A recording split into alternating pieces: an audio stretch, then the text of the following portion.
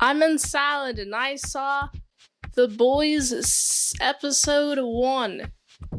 I remember seeing this because people were like, hey, you gotta check this out. And I was like, okay, I'll give the pilot a try. And I gotta say, I'm gonna spoil things ahead. So if you haven't seen The Boys, don't watch past this point. But it starts off with, you get the main character, Hugh, and he's with his girlfriend, Robin. There's a cute couple, and I'm like cheering for them pretty much right off the bat. They're like having a nice time, dating, doing date things, which is really cute. And I'm like, aw, y'all are so adorable. I wish y'all could just grow up and see each other grow old. And then Robin makes the mistake of stepping off the side of a curb, like just one step, just one. And oh man, it's also super devastating to see because like Huey's like, you know, they're kissing, and then she's like, give me one more, and she goes up to kiss him, and he's like, nah nah, and he like closes his eyes, and this is when it happens. She pretty much gets obliterated in front of him. And it's like, no, the last thing she sees is just his face, which is good, but also him rejecting a kiss from her. Wow, this is so distraught. And guess who it is? It's A-Train is his name. He's running very fast. He cannot slow down. He just goes very fast. And of course, Hughes is like really angry about this. Like he's so angry. He's like rage, big rage. And he also got a bunch of lawyers. By a bunch, I mean a lawyer. He's like, hey, take this $45,000 settlement. I'm like, human life is really only worth $45,000? No. I don't believe that for a fact. But anyway, you also get to see just, I love like all the characters because, you know, he initially turns it down and then he goes to a bar and this is where he meets Benny Butcher guy. Billy Butcher! His name is Billy Butcher. I don't know where he got Benny from. So Billy, he's like, hey, I know you refused their offer, right? He's like, I don't know who you are. I don't know how you know about me. This is all fishy stuff. And he's like, alright, well, you're gonna take the offer because I need you to plant this bug. It's like a really small bug. It's pretty complicated stuff. But at the same time, Hughes is like, he gets like something out of this too because he gets to just like stare straight into the face of A-Train because that's like one of the requirements. He's like, okay, I'll sign it if you give me an apology, face to face. And so he sees A-Train face to face, and it's like pretty devastating because it's like he initially like hallucinates him with covered in blood, and it's just like, oh, he's like, all right, smirk. I'm feeling good about this. So I pretty much skipped all over the Starlight stuff. I mean, we meet Starlight. She's real cute. She's like a church girl, and she's the show starts off like her introduction as like she's like, oh, I don't think I got an audition. I auditioned. Sent an audition tape. I went into to actually audition too, and then I broke all their lights. And she's a real sweet girl. And then she gets a phone call, and she's like, oh, oh, it's not gonna be me. But then she gets in, and so they're all happy and excited, and it's pretty great, and the mom's like, oh, I love it, you've been preparing this entire day, the entire life for this day. How does it feel? It feels awesome, doesn't it? Well, not really, because she gets in, right? She gets in, and it's pretty much like one of the first things that she does. She goes with the deep to this like private conference area. Yeah, I'd say that. And it's pretty cool. Like, he's showing her around. She's like real interested. Like, whoa, this is pretty neat. Wow, I can't believe it. How rad is this? And then they're having some small talk. And the way that the deep he talks, he's like, you big fan? Well, no, he's like, are you a big fan of Homelander, huh? I bet you have like all these Homelander posters. And that leaves room for her to correct. Cause, okay, by the way, you can do this on pretty much anyone. Just be like, oh, thing that is maybe or may not be wrong. If it is wrong, they're going to feel compelled to correct it. And that's what she does. She's like, oh, actually, I had a big crush on you. I had posters of you on the wall, and like, she just whips it out. Invitation. Hey, what are you doing? She says. I'm very distraught. But he's like, actually, I'm like number 2, and if you don't do what I'm gonna, if you don't do what I say, it's gonna suck for you. Pretty much the verbiage she uses is like, well, it's only like 3 minutes, and then all your dreams can come true. So just suck it up, bro, literally. And then she throws up in the bathroom, and one of the other 7 finds her and hands her a napkin, and it's like, don't let them see that you like this. It's like, well, yeah, that is a good warning, but also not sensitive at all. Like, oof. No sensitivity award here. So anyway, and now we get to see the inner workings of just all of superhero-dom. It's business. You get to see a call. Someone's making a call. Hey, ring ring. We got this really cool guy. He has specific powers. A lot of people like him. He's really popular. Even like, even all of these people love him. 30 million. Of course, the guy she's trying to sell the superhero to him. He's like, haha, nope, 20 million. And then, you know, they negotiate. She walks out. Stuff like that. But like, to further along this this negotiation stuff, he calls her. He's like, no, she calls him. She's like, okay, I'm gonna take 230 million, 230 million instead of 300 million, and he thinks he's got the win. It's because they try to blackmail her. He's like, oh, you know this compound V? And I feel like this compound V is gonna be very important later on during the series. It's pretty cool. Oh boy. Did I miss any parts? I'm trying to think. Oh yeah. After the whole deal happens, guess who's there? Homelander. He's in a plane. He's flying. But before he flies, before I end this review, I gotta talk about after the incident with Starlight and the Deep.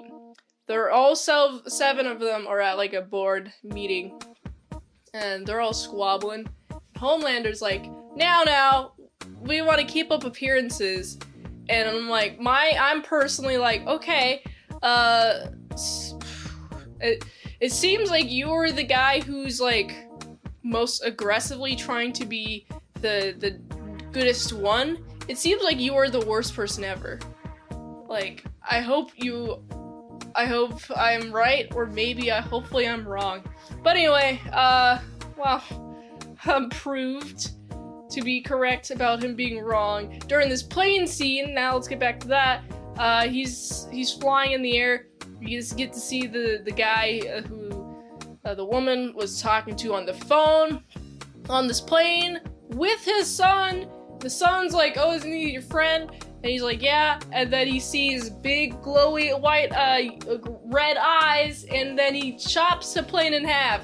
And then the last shot focuses on Homelander smiling as the plane goes down. I'm like, no, oh my, okay.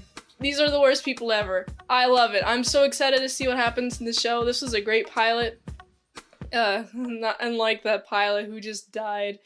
But honestly, I'm just so hyped. There's just a really good foundation for the story to go somewhere great. So I'm gonna give this first episode a solid 8 out of 10. I'm in Salad and I saw The Boys, Season 1, Episode 2.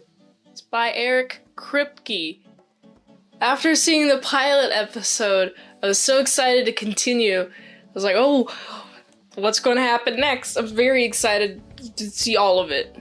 Right. Obviously, there's spoilers, so if you haven't seen this show, don't watch past this point. So, we've left off with, you got, Billy Butcher. He's got Translucent in the trunk, and Huey, correct name, he's Huey. He's also with Billy Butcher, and they've got a little bit of a situation going on where, you know, they've got a soup, as they like to call him. I like it when they call him soup, because it's like every time they say it, it's like, oh, it's like soup, like chicken noodle soup. I'm gonna eat the super hero. It's cute and fun. They gotta go talk to their friend Farrelly. Starts with an F. I could be wrong. It starts with an F. But they gotta talk to him because he knows what to do. I like how Billy presents him with this information. He's like, hey, come here, I need your help. Go look at this trunk.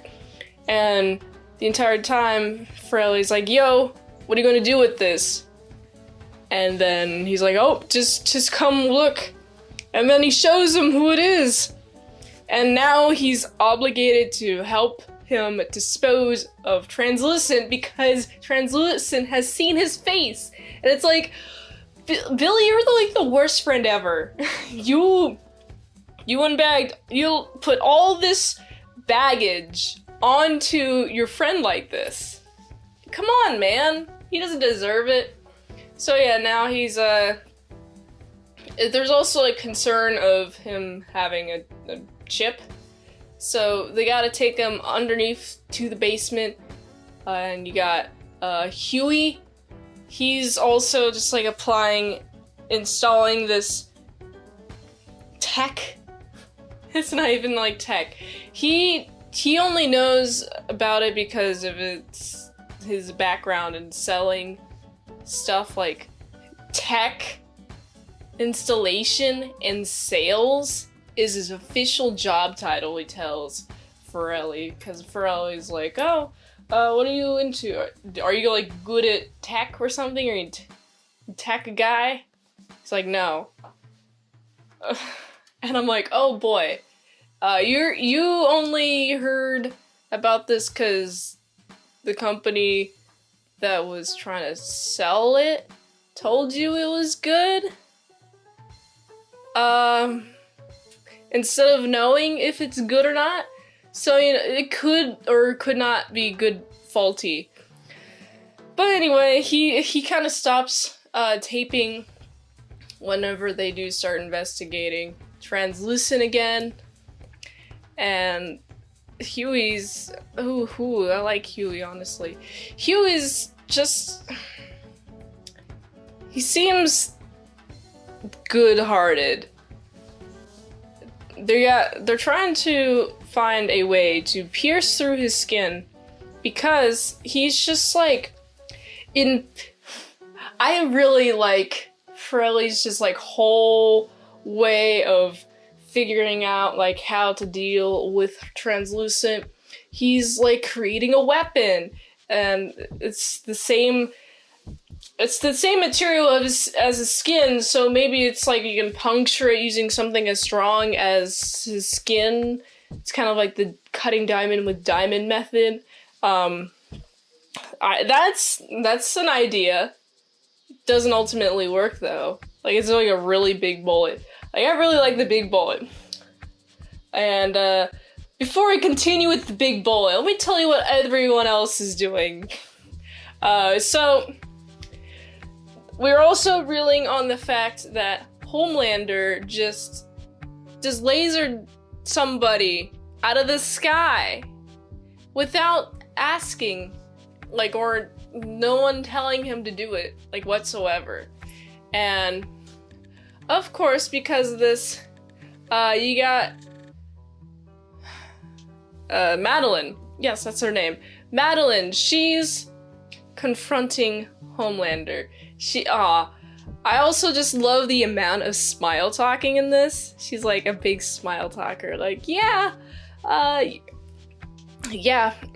I get it. Yeah, okay, here's what you messed up did wrong. But like in the corporate speak, which is like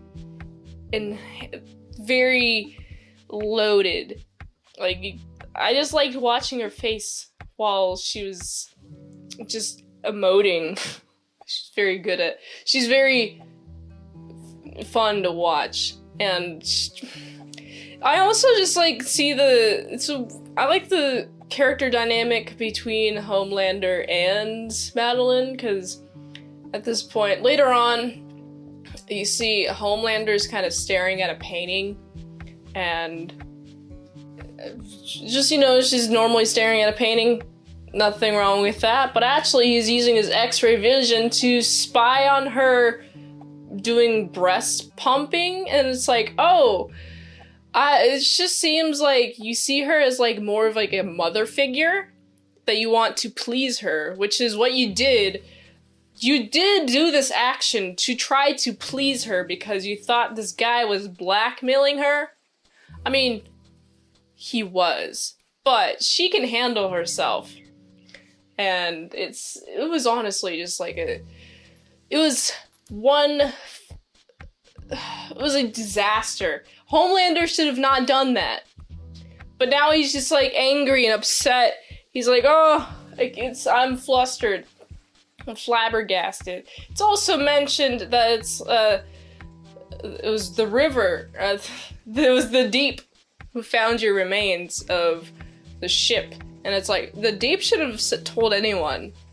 Like, the Deep should have just kept that secret to himself and used it to blackmail him in the future. But now he lost that power by telling Madeline, who also says you shouldn't have told me this. And now you got tense relations with Homelander in the Deep, and it's really tense. Like, he's like grabbing his shoulder. He's like, yeah, you're really good. You're a good one.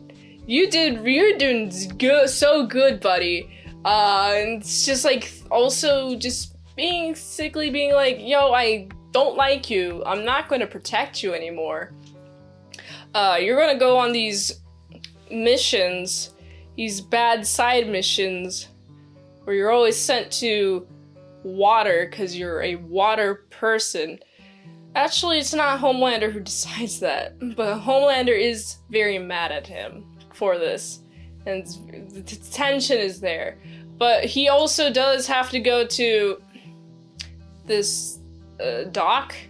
I'm gonna say like a shipping yard dock area with Starlight. Starlight, this is the first chance, by the way, with Starlight. Starlight's first PR mission as someone who's never done PR before, and she's excited. And pretty much, I was like, oh, Starlight, you should not be this excited. Oh boy. You're in for a surprise. You're in for a treat. Rather. But then, well, she's not excited when she hears who she's going to be with. I love the scene. They're at the dock. He's like, yeah, I'm complaining that they sent me to all these things. Why are you in such a, what's up with your face? Why does your face suck? And she's like, she's using her power. She's really mad. She's like sulking. Well, not sulking. Sulking's different. She's just very visibly upset. She's like, what do you mean? What do you mean by that? Literally, what? You have the audacity to ask that? And the Deep, he tries to do the thing where he's like, well, I'm just gonna, make everyone think that you're a psycho, right? When she challenges his power, and then she's like, hey, I talked to everyone around. You are like no one. No one likes you, no one respects you, and you're just a laughingstock. And you have no power over me. If you touch me, I'm going to burn your eyes out. And I'm like, yes! Oh my goodness. Starlight, you're my true hero. You just stood up to someone who previously abused you, and I love you so much. You're a good one. Starlight, though, sad for her, she's walking home, right? And the sadness about the walking home is that she's walking home, she finds somebody in a similar situation to her. Well, they got two guys and a girl. They're trying to force this interaction, force a sexual encounter, rather. And the girl's not into it. So obviously this is bad. Starlight's there, trying to stop it. You got people filming this whole entire situation where she's using her powers and kicking the butts of these people. And good thing the girl is safe. I'm glad she's safe. But it was kind of a PR nightmare for her. She gets yelled at by the social media manager. She's like, yo, you can't just do that. One, this is bad. Everyone knows your identity now. Like, pretty much immediately everyone knows her identity. It's like, oh, you did not think of this at all. You didn't think about the things that you did before you did the things. Everything has like a cause and effect kind of action, especially in a company like this where everything has to be micromanaged and controlled. It's... Starlight is now in deep. She's not in the deep, but she's now in trouble. Whole personal PR trouble, I guess. But now she has like talked to a bunch of people to try to fix her PR stuff. Her PR management. Alright, well, let's go back to what they're doing with Translucent. So, Forelli, yes. Forelli, he's taking drugs. LSD and MDMA, candy flipping, as you might call it. And he's just like always high. And he's watching Turtle, and he's like, oh, he comes up with an idea. It's like, oh, you know what? You know, he's soft inside because he has a hard exterior. And I would have not thought that, but like that's actually a really good point. So he gets the Translucent unconscious. He has a bomb, sticks it up his butt, and then wakes him up, and he's like, hey, Translucent, we have a bomb up your butt. And then Translucent looks really scared for the first time. Wow.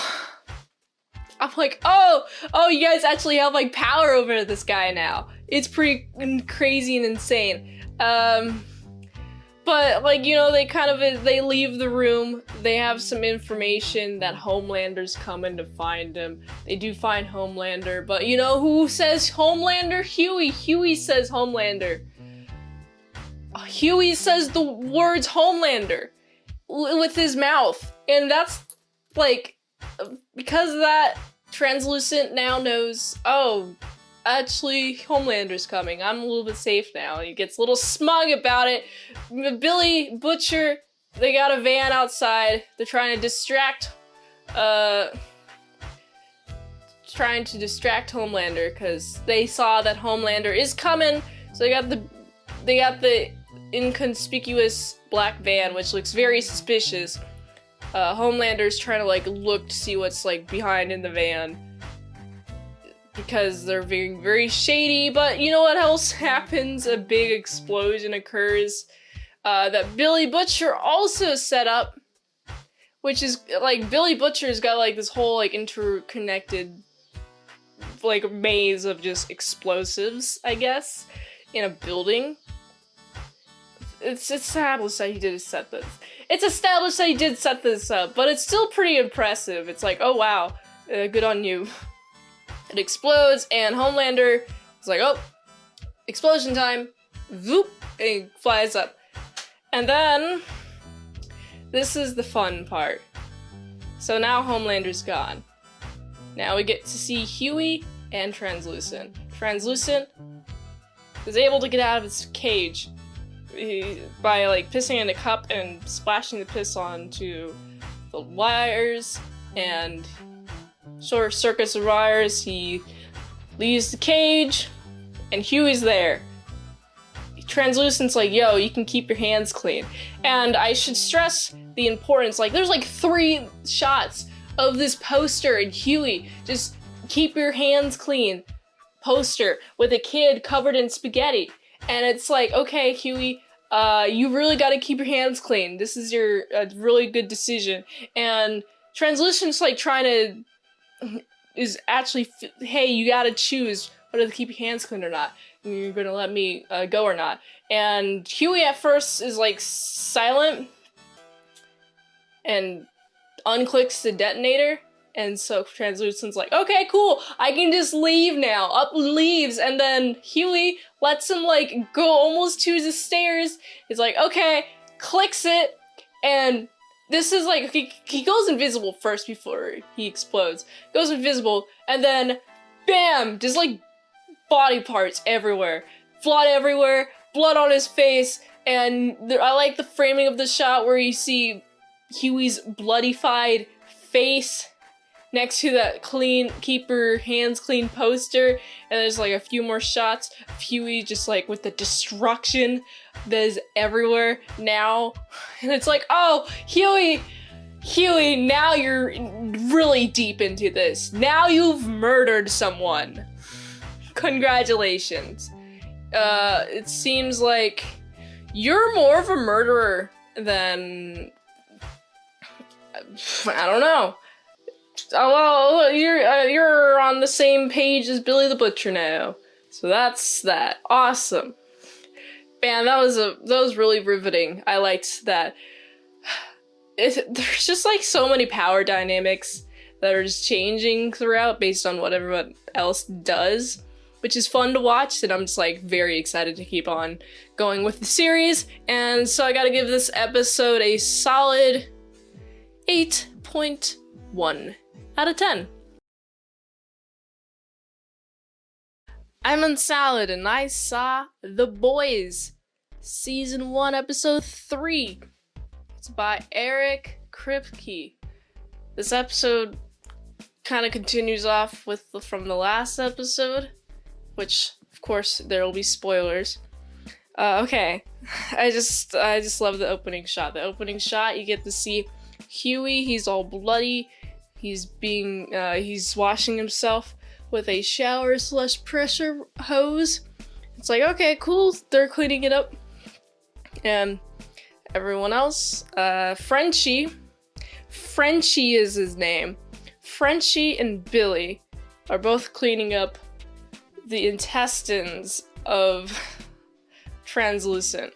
Because, you know, last episode his body kind of exploded.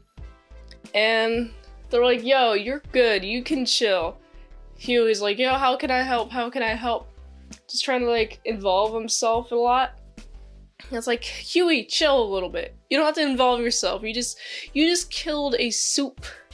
You don't have to have any soup. You don't have to give away any soup or blankets anymore. Any soup blankets. Because you've killed one. A soup. Bad jokes, am I right? Anyway. So, of course, they disable the tracker, which is good, and they have a box where they put all the body parts of Translucent, and they're like, okay, cool, we're gonna take this to the harbor or something. My immediate thought is like, oh, the Deep's gonna see this. It's in the harbor. It's what you're looking for. Some mysterious package in the harbor. They must know what they're doing to be just this sure that they know what they're up to.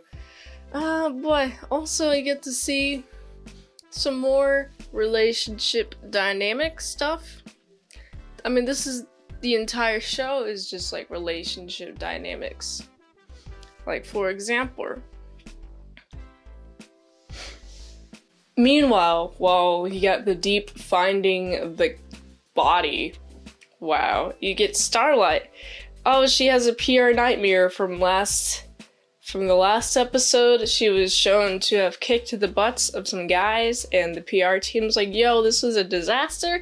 Turns out it was not a disaster at all. It was actually the best thing ever. She gained a lot of money points, which equals money, equals social cred. She got a lot of that, and a lot of people are like super big into her. She's a feminist icon. And honestly, just hearing Starlight, she kicked the butts of guys, and it's now being called feminist icon, and men are praising her for it. It sounds very familiar. I can specifically relate to Starlight in this. It's like, oh, okay. I mean, I just kicked some guy's butt, and now all of a sudden I'm getting all this praise. This seems okay. Starlight's such a fun character.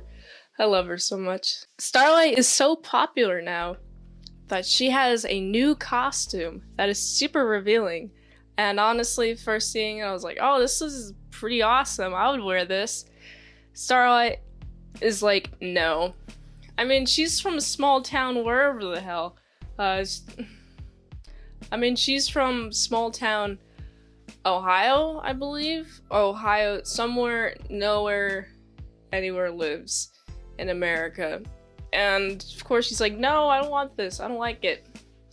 And she's basically told by Madeline that, hey, if you can dress all cute and whatnot, but you're not going to do it on the 7. So basically she's just threatening, if you don't wear this, you're going to get fired. I mean, makes sense, it's the industry. I would just simply wear it, just like Starlight does. She does actually do the wearing. She even has like this autograph table that she's autographing at, and there's like this little girl that comes up to her, and she's just like, she's wearing this dress exactly, and she looks super adorable and cute. And she's like, oh, I'm gonna save up for your next one. Starlight's like, no, I think that I like yours better. And she's like taking the photo like this, and she's like covering her boobies, and then the entire crowd is like heckling her, show off your boobs, show them off. they're pretty nice, you know? And of course, she gets kind of like emotionally sad at this. I mean, I understand Starlight. I remember the first few times that I've been told, hey, show me your boobs. I can remember the emotional sting. But Starlight, it's all okay. It's okay, Starlight. You're good. It's like, you just gotta think of it differently. Stop being so negative. The entire time, she's like such a negative sad sack. Well, a negative like anger sack rather, because she's just like so mad about the river, or the Deep's involvement in any of it. He's kind of he's not good, so she doesn't really like him that much. So yeah, there's that. On the other side of things, we get to see there's a race. There's a big old race that's happening. It is between A-Train and Speed Town. Speed fast. Gotta go fast. Speed Man. They're gonna go race, and oh man, I also love the scene where you got Billy the Butcher, and you also got Frenchie, and they're like, hey, we need to get into the apartment of A-Train. Wanna know why? It's because everyone keeps talking about this Compound V stuff, and it just seems like, I don't know, it just seems weird and fishy. We gotta get some cameras into the house. And she opens the door, right? She asks some basic questions. It's, you know, it's normally suspicious. I'm like, at that point, I'm like, yo, you go, girl. Even though, like, her knowing any of this happening and being, like, able to stop and, like, okay, no, you're not allowed to be in here, would stop the plot, or at least have another way to get the Compound V. But she does, like, eventually back down, and she's like, okay, yeah, faster internet? Oh yeah, 1,000? That sounds big. Come in my house. And they come into a house. By them, I mean Huey. Huey installs this camera software in which he can now watch her webcam. She's like a gorgeous model, by the way. She's real cute. She has a nice butt. And she's got a lot of erotic photos on her walls, which is warm. It is warmer than lukewarm, but not hot to me personally. But she's like, yeah, internet stuff. Yeah, the router was totally installed, and then now they have a front row seat to get to see them making out. And A-Train's got his mind stuck on this race that he's going through, which is it's like, okay, A-Train, you're so fixated on this race. How about you run? But A-Train's like, no, I can't run. I gotta take this Compound V stuff, baby. And of course, she's like, no, you shouldn't, which is the responsible thing to do. But like, A-Train just like kind of guilts her into it. It's like, yeah, I don't want to be a B-lister. Like, not even guilts her, insults her, because like she's a B-lister. She's like she's an archetype of a female, where you're like so close to success, but you're not there because of some reason, some reason, and we do figure out what the reason is later on. But we don't see him pump up the Compound V there, but we do see her pump up the Compound V. He's at the race, he's racing, he won by like a good distance, and so he's secure in the race.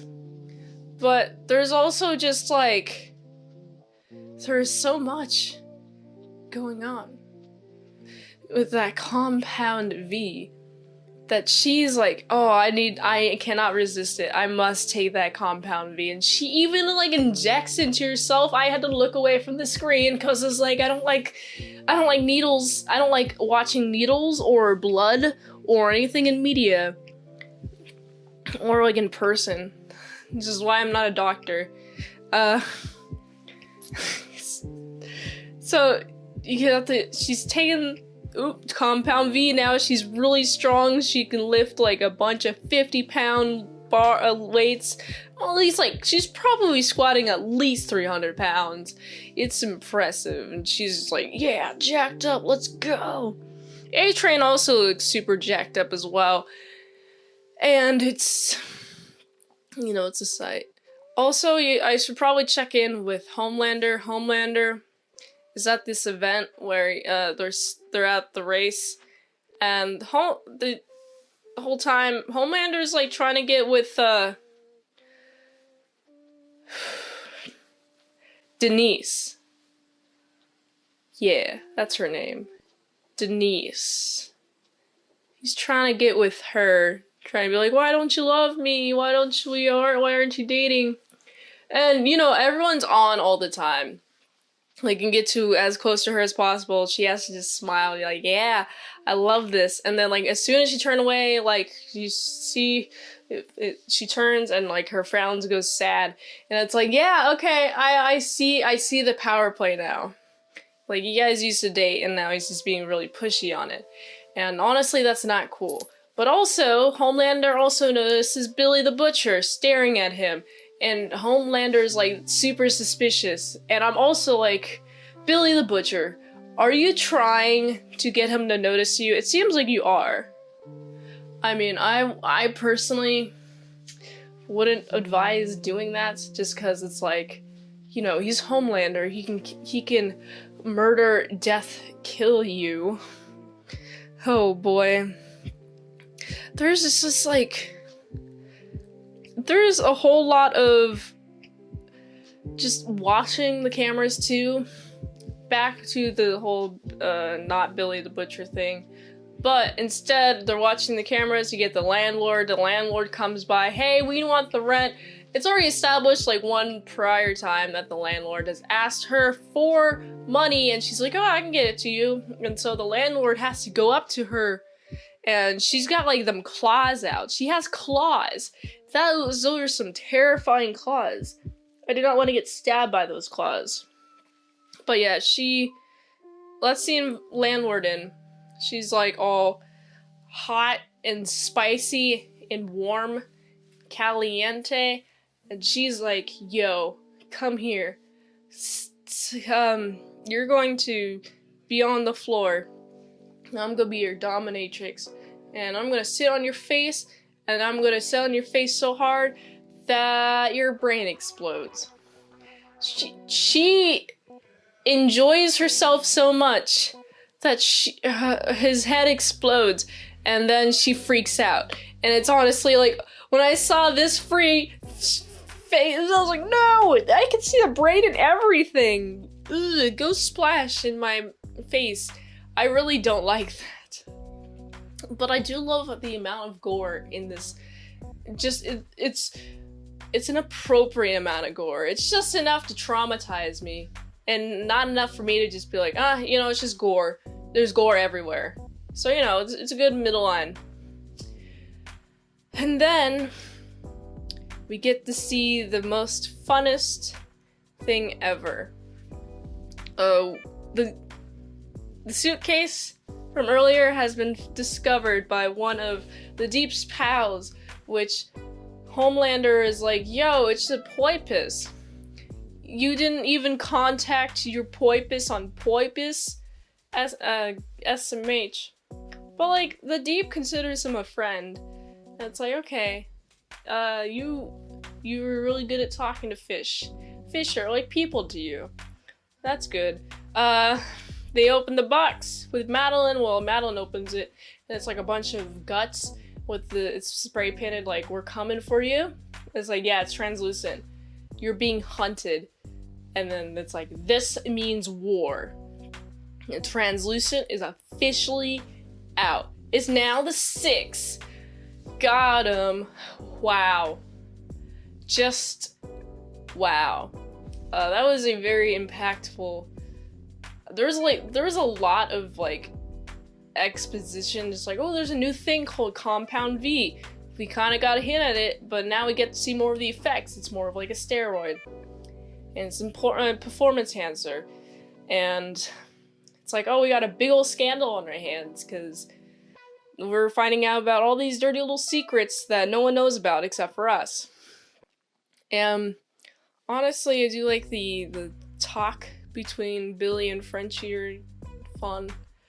And oh, you know what I also need? I need to mention, speaking of relationships, I need to mention mother's milk. Billy goes to get mother's milk. He's like this, a correctional officer, I think. Yeah, a correctional officer in like prison. He's getting to the prisoners, but he does help to agree Billy the Butcher on this like heist to install cameras. And then when we get there, Frenchie and Mother's Milk really don't like each other, and they get into like an all-out like, yeah, I'm gonna hate you, I'm hating you. But then Mother's Milk gets a call from his girlfriend. He's all lovey-dovey, and all the tension is now gone, and now Frenchie has something to like mock him with. And it's like, yeah, that's all Frenchie needed, was just like something to mock you with, so there's like kind of calm and cool and collected during this entire thing that's happening. Man, I like Mother's Milk. I also love his name. Oh man, I hope to see more of Mother's Milk in future episodes, so I gotta give this episode a solid 7.9 out of 10. I'm in salad and I saw The Boys, episode 4. It's by Eric Kripke. This will have spoilers, obviously. When I first saw this episode, when I started the episode, I was like, oh my god, this is great. This is such a great bingeable show. It's awesome. So, the episode starts, you get the girl who was A-Train's girlfriend, who had so much fun that she smashed some guy's head, squished some guy's head, and his brains popped out about it. I mean, this is the madness that this woman is in. So, of course, they're like, hey, we're going to blackmail. That's what it's called. We're gonna blackmail you. Hey, if you don't show me where this Compound V is, because we're all up in this scandal now, we're going to show everyone these photos of you just with your landlord, you know? I mean, they already started blackmailing last episode, but you know, it's good that they are starting this episode too. And by they, I mean it is Huey, Billy Butcher, Frenchie's there, and at some point, Mother's Milk is there as well. And so they go to this place. It's like a gas station kind of ordeal, but they're looking for the Compound V, because it's like, hey, this is where it's at, right? And I love Frenchie's curiosity, honestly. Frenchie's curiosity is, like, awesome. It gets him into places.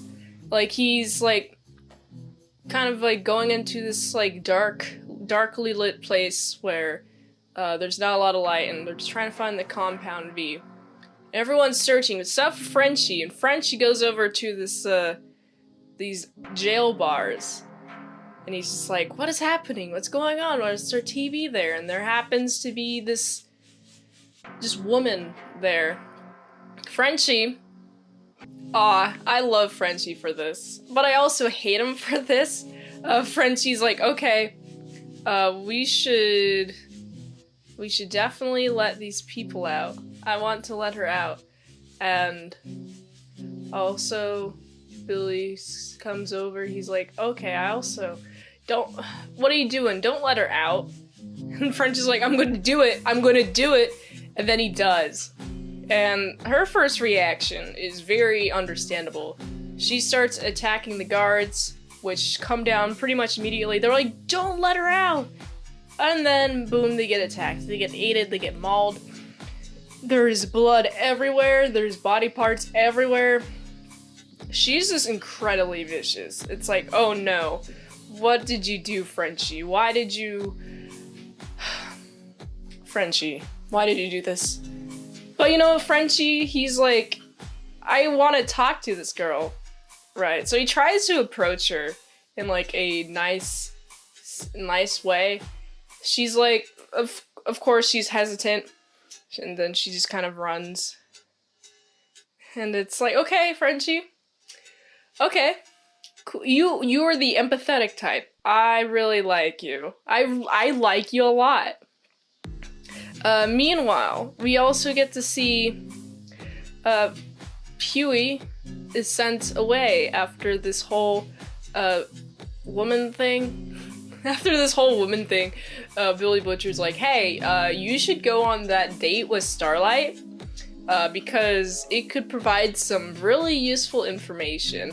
And he's like given like all this like mic stuff in order to like record his side of everything. It's like, okay, y'all get to go on a date. That's cute. Oh my goodness, this like friendship is like blossoming. It is so adorable. Like, they even like recognize each other like outside of like, oh, Annie or Starlight, you know? You remember that interaction earlier?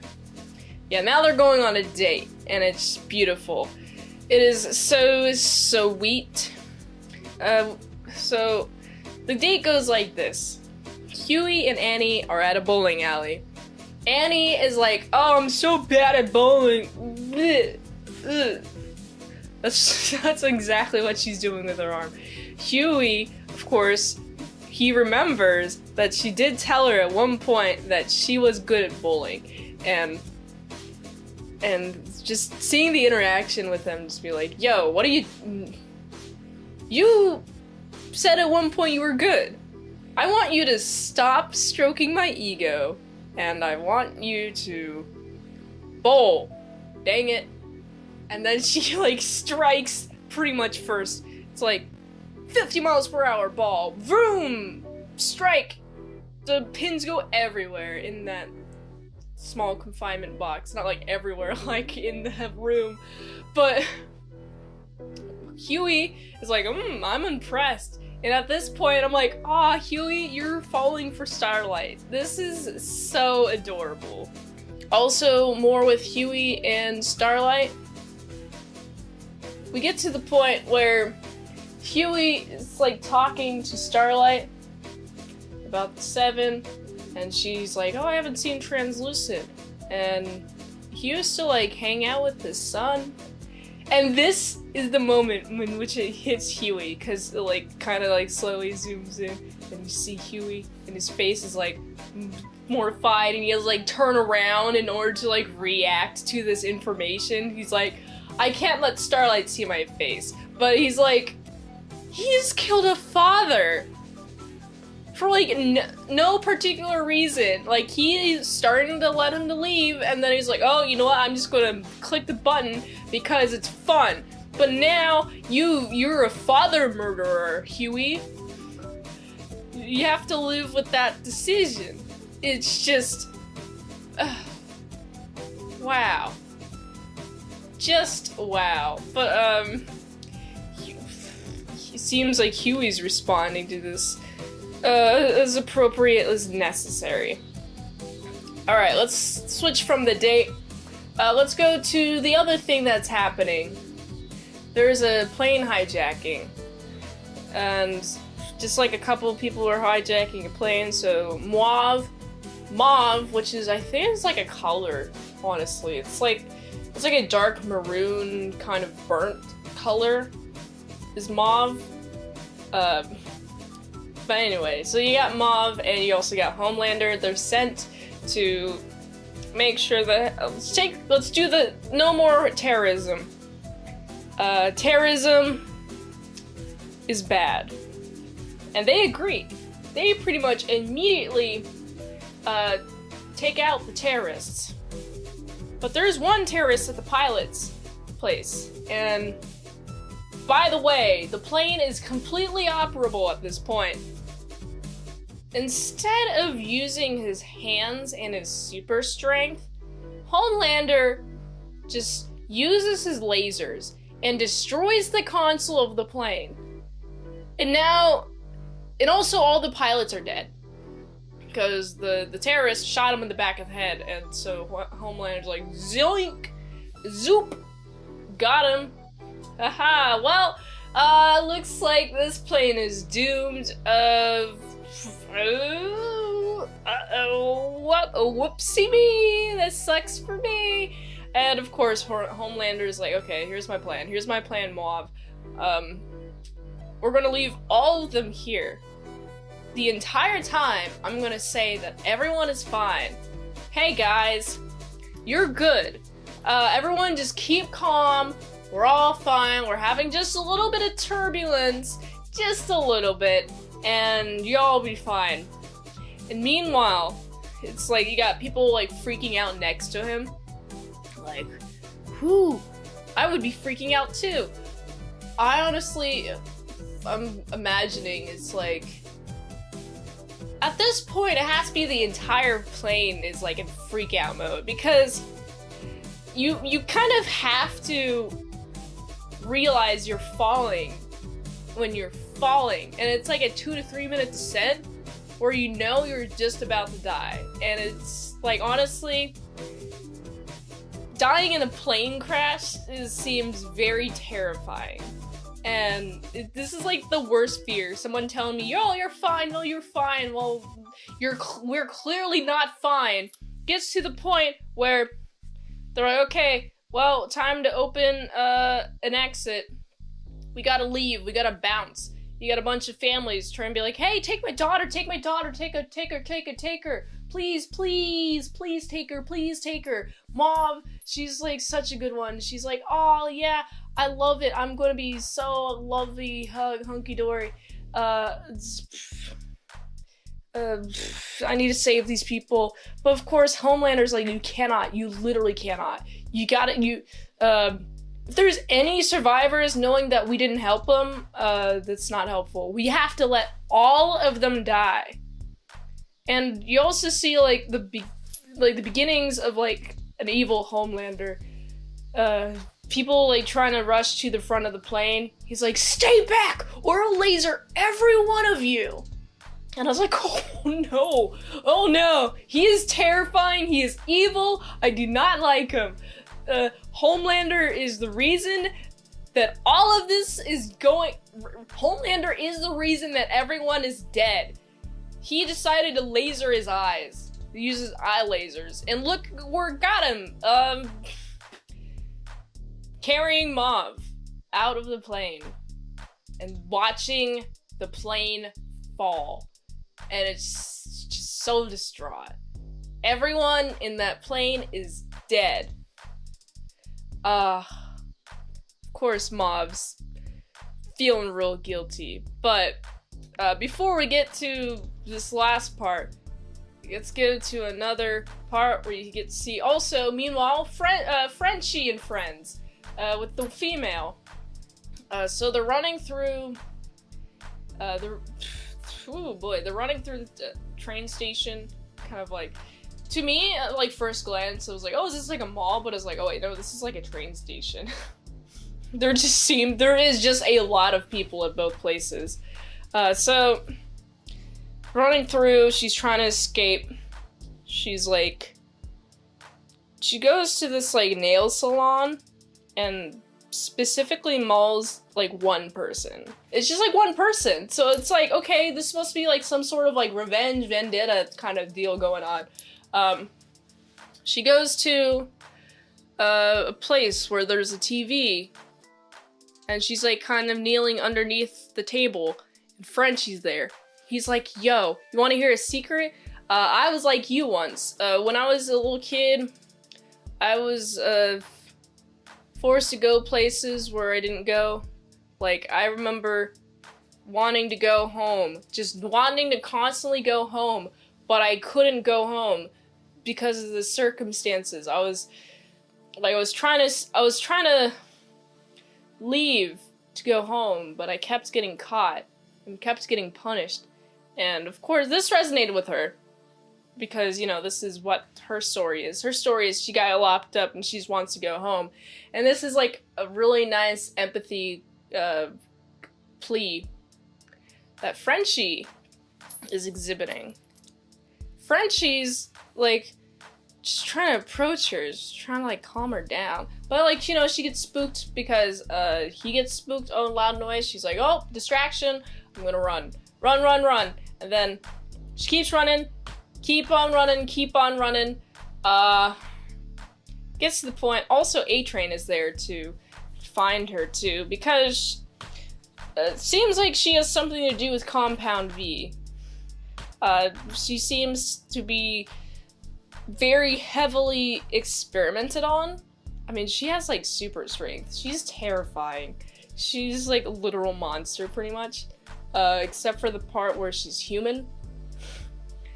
So A-Train's also trying to find her. They're trying to find her in the subway.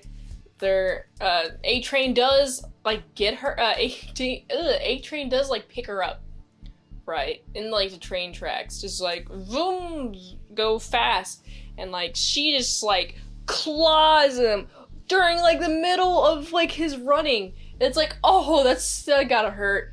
Like it's just like in my eye. Of course, she runs. A-Train's going after her because she just did him wrong. And then it gets to a point where like he's just like grabbing her hair, and just like very fast, her head into a wall. Just like that. Frenchie is like, oh, how do I stop him? Hey, there's a bunch of people over there. I'm going to... Hey, look, it's A-Train! It's A-Train, guys! Look, it's A-Train! A-Train's here! Wow, A-Train! And you got the entire crowd that's moving, and he's forced to drop her, and she runs off. And it's like, good distraction, Frenchie. You did good. Frenchie's my favorite character in this episode, along with the woman. I really like their dynamic. It seems like there's like some sort of relationship bonding, even though it's like just Frenchie trying to, like, yo, I swear I'm trying to be cool. One more time, Frenchie approaches her. It's like nice, right? Nice and calm. Then she jumps on him, and then Billy Butcher is like, okay, we were originally going to gas him. Bam. We were initially mad at him earlier for not gassing her, but like Frenchie didn't like do any good due diligence on explaining why he did the thing that he did. He just let everyone be mad at him until like later it's like, yo, you can just like use empathy. I understand. Billy Butcher's like, alright, I get it. You gotta get a little cautious, you know? Then real quick, let's go back to Huey, Starlight. They're adorable. They're in the car. The adorableness is nice there. I just want them to succeed. I want the best for them. Alright, real quick. This is like the last scene. Now we see Homelander and Mauve. We're going back there now. Homelander and Mauve are at the site of the plane crash, and they're just like looking over it. Homelander is being interviewed by a couple of the TV people, and he's like, you know what? I will make sure this will never happen again. And he like kind of spins it so it's like a cry to have the soups in the military. It's like, this is why we should be in the military, because we will stop this. But it's like, Homelander, you're the issue. You're the reason why there's a plane like on the ground at all. You use your laser eyes, and then You're like, oh, this is not my problem, not anymore. Homelander, you're the worst. You are the worst. I hate you so much. I love it. And there's just like a lot of cute emotional moments that is just like heartwarming, so lovely. I would love to just see the love some more. I want more love. Love is nice. And so I gotta give this episode a solid 8.3 out of 10.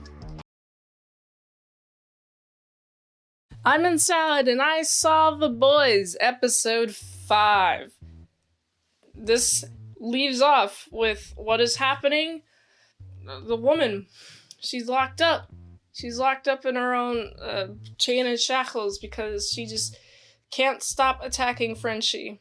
But Frenchie's the one that's really there for her. But the episode does start. We get to see Popclaw. It opens up on Popclaw. She's kind of smoking. Someone who's caused a lot of stress, of course, is going to want to start smoking. And guess who's also there? A-Train. A-Train's like, hey! He walks in, hey! We're allowed to go public with our relationship. If only you tell me this information about who you told about Compound V. And she, of course, because she really wants their public to go relationship to go public, she's like, oh yeah, I'm gonna tell you all this information about who came into my house that one time and who I told about Compound V. It was some wanker, some skinny white kid, and another guy. And of course, she's like, well, the other guy was a Frenchie. Was a French guy. Frenchie? Oh, I know where your name comes from now. And she tells him this information. He's like, yo, I love you. She's like, I love you too. And then boom, he goes super fast and puts a bunch of heroin needles up in her arm. I was not expecting that because it was a very quick tone shift from like, oh, I love you, lovey-dovey, just please give me this information too. I'm going to murder you now because you said something, and I cannot have you alive saying words to people that we don't know. So yeah, you go dead. And how am I going to tell everybody what is happening? Oh, she died of a heroin overdose. He has to go to Homelander. Next, he's telling Homelander about this. He's like, oh, I'm so sorry. I'm so sorry that this has happened to you. No, he's not. I'm not sure. I'm sure he's not sorry at all. Homelander's, but he's like, but what about you? Are you taking Compound V? And A-Train has to lie and say no. And A-Train also has to say that there are spoilers ahead after this point. And A-Train also says that he should have mentioned that there were spoilers ahead before getting this far. But y'all should be grateful that I said it in the first place. That's exactly what A-Train says in the episode. He also says that he doesn't take Compound V, which is a total lie. Homelander's like, alright, good. Come here, pal. Buddy up. Let's be bros, okay? And, of course, he's like, oh, you're a family. And, like, my pretty much immediate thought was like, oh, Homelander, you're being used. A-Train. A-Train, you're being used. Homelander doesn't actually care about you. I don't think he actually cares about anyone except for Madeline. And, oh boy, speaking of Madeline, she'll appear later in this episode. But for now, we're talking about just the Belief Expo. There's a lot of exposition about believing going on at this expo. Including, oh man, I understand personally what it's like to go to an expo. I've been to a lot of expos growing up, especially church expos, where it's taking place at like this festival. And there's like a huge artist. And it's just like a concert, basically. I've been to a few of those. And it's pretty much how the episode portrays it. It's a bunch of like, do y'all believe in Jesus? Do y'all believe that God died for our sins? Do y'all believe this? Yeah, well, time for you to give us money. Give money to the church today. Of course, Starlight. We do see Starlight. She's given this outfit because it is family friendly. And it's like, okay. I mean, it is family friendly compared to your other outfit, which is all leg, no skirt whatsoever. Yes, this is family friendly, as you put it in quotes. It doesn't seem, I mean, it seems like you're enjoying your time here because you know everybody here, because you've done so many circuits. But at the same time, it doesn't seem like you're enjoying your time that much, because you also got Ezekiel. And she has to deal with being public, and she doesn't like being public. And she's like trying to tell her mom this, right? And she's like, yeah, you should just do it for me though. You should do it because my friends love the fact that I'm Starlight's mom. And not because I actually love you and support you and think you should be good. Do good things. And do the things that make you comfortable. Also, Huey's there. Huey's there to talk to her. And they're friends. I love their friendship. He meets the mom. She's like, yeah, he's a friend. And I'm like, oh, that type of awkward interaction happens when you haven't talked about what your relationship is. I mean, they are friends. They're not really dating, but they're pretty close. Or they're about to get, like, even closer. And so this is fun. Of course, Huey's like, alright, I'm at this place. But guess who's also in his ear? You also got Billy Butcher. Billy Butcher is like, hey, you remember that Ezekiel guy? By remember, I mean, I'm telling you about this guy for the first time ever. Turns out, we got footage of him, hooking up with some guys. And normally this would not be a problem. But he's actively talking about how you gotta pray the gay away. And this is a lot of praying of the gay away. It looks like a lot of stretching your arms to coil around the guy's body and just kind of like start touching them. That's what it looks like. That's what pray the gay looks like. In this guy's eye. So, Huey is like being tasked to, you gotta blackmail this guy. You gotta do it. Also, here's your phone. Take it with you, get into some baptism clothes, and of course, he offers to go baptism. He's like, oh, I'm gonna get really baptized this time, just so I can get real close to Ezekiel. But there's a really big package where you can pay a lot of money in order to see Ezekiel, and it's like, I don't think a Christian organization should be like this, where you have to pay to meet the leader. But that's just me. But anyway, he's like, hey, Huey's like, hey, Starlight, could you hook me up with some of the tickets to see Ezekiel? And she feels used. And I'm like, Starlight, if you only knew, we cannot talk to you about any of this or else you'll die, or something bad will happen. You'll have knowledge about trying to take them to soups while being a soup yourself, and that's kind of a conflict of interest, so I'm not going to tell you about any of this at all. She does, in fact, hook him up with the tickets. And they go to the after party.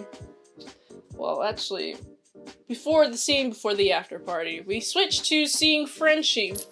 He's cooking a nice home delicious meal.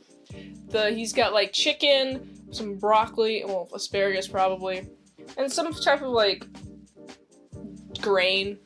Forgot what grain it was, but it looked delicious. And I was like, I'm so jelly. The female, the girl, sterile girl, whatever her name. She's referred to as the woman, or that woman, she's referred to by, like, a lot of different names. But he's like, yo, here's some food, right? And she pretty much lunges at him. But because she's chained up, he's kind of like squatting near the food. He's like, alright, I get it. You don't want your food, you just kind of threw the food out. This is sad. You just wasted food. But that's okay, because I'm gonna get to you. I'm really gonna get to you.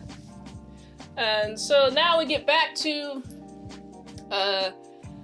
whew, boy, what is happening? You got Huey, also at Belief Expo. He's in the party. He's in a really high up party, and Homelander's there. And Homelander's like, you must be Huey. Yeah, here you go, shake my hand.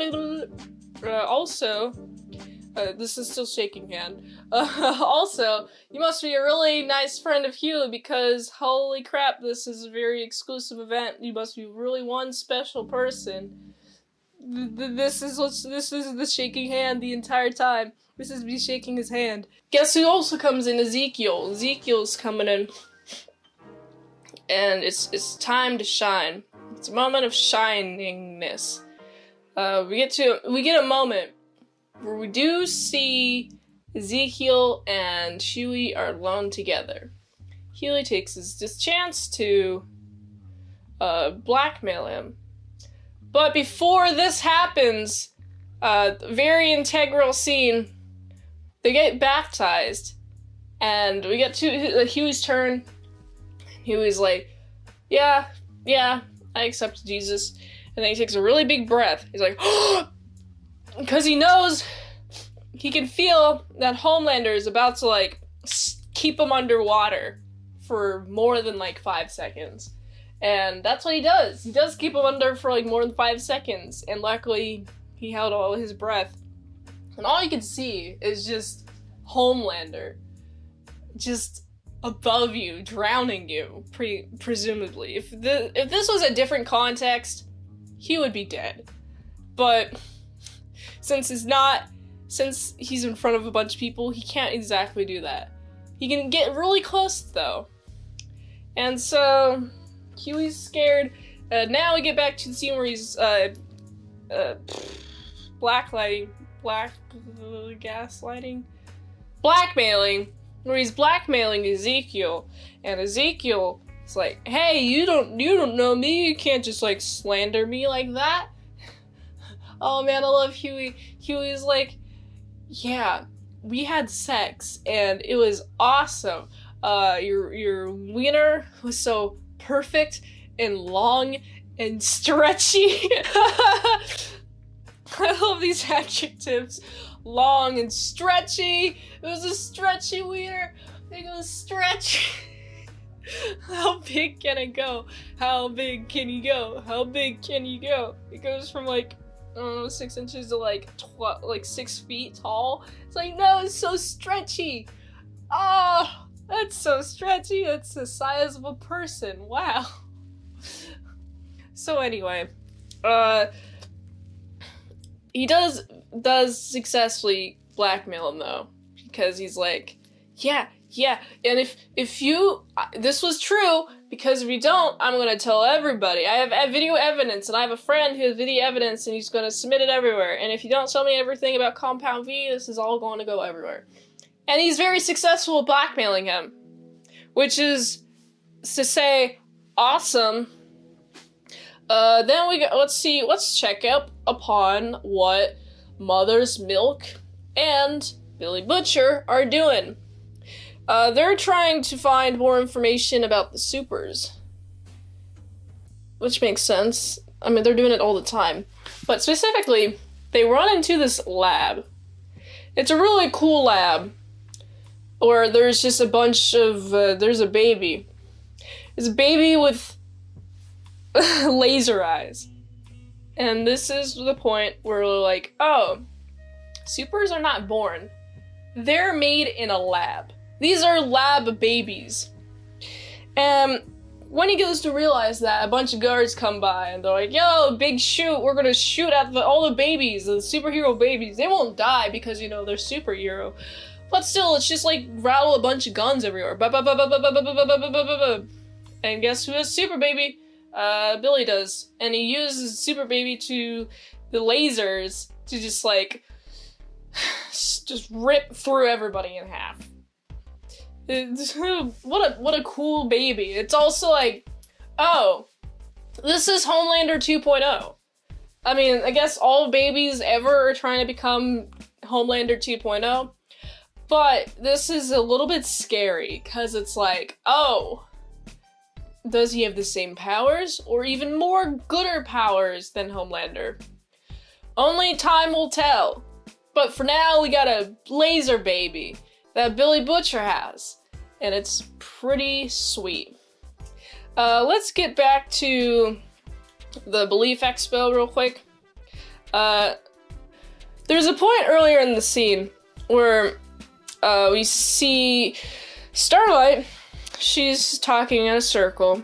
People are asking him, hey, have you had a boyfriend? She's like, yeah, I've had a boyfriend. They're like, well, have you guys had sex? And she's about to answer like, well, honestly, I have, but it's I wouldn't do it again. I'm no farmer's tool, which is to say a hoe.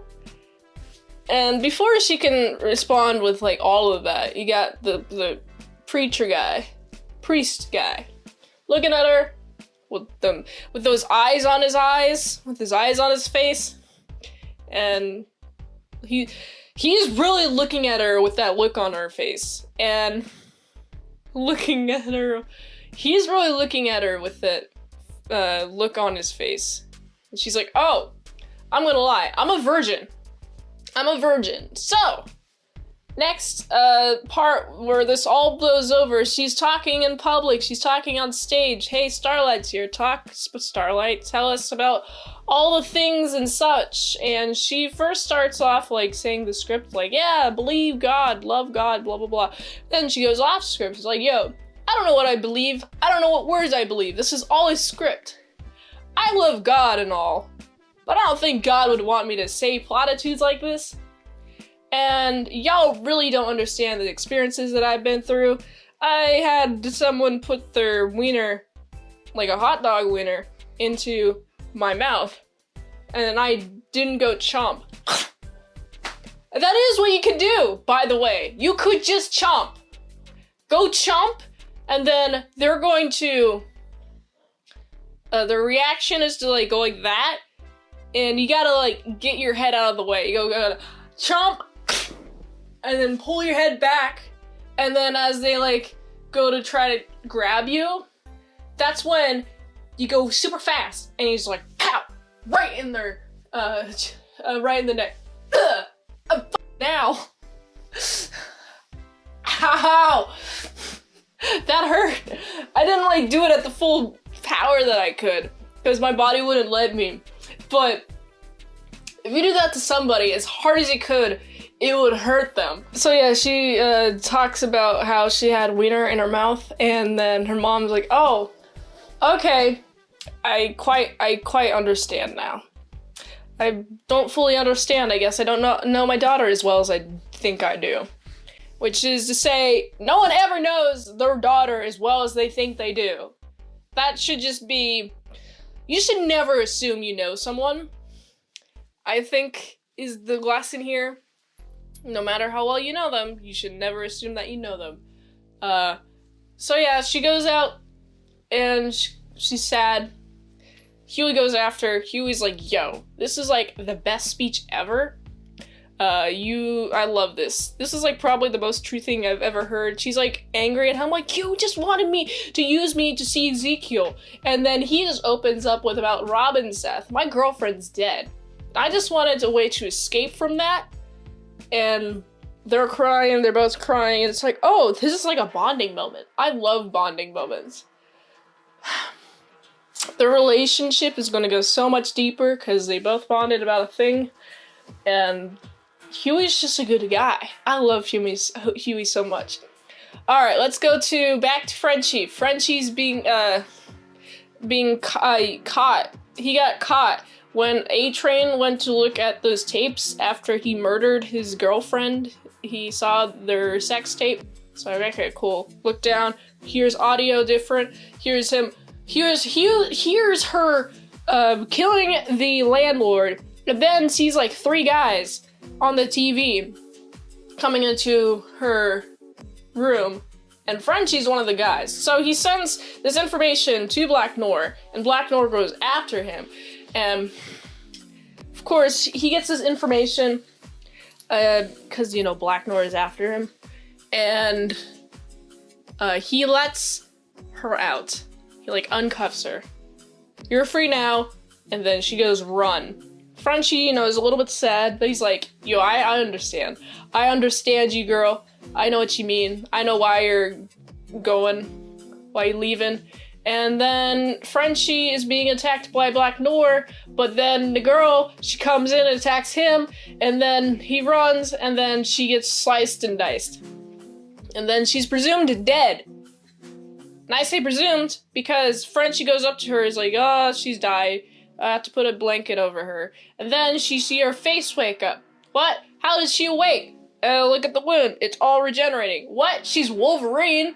What? This is awesome. This is like an ace.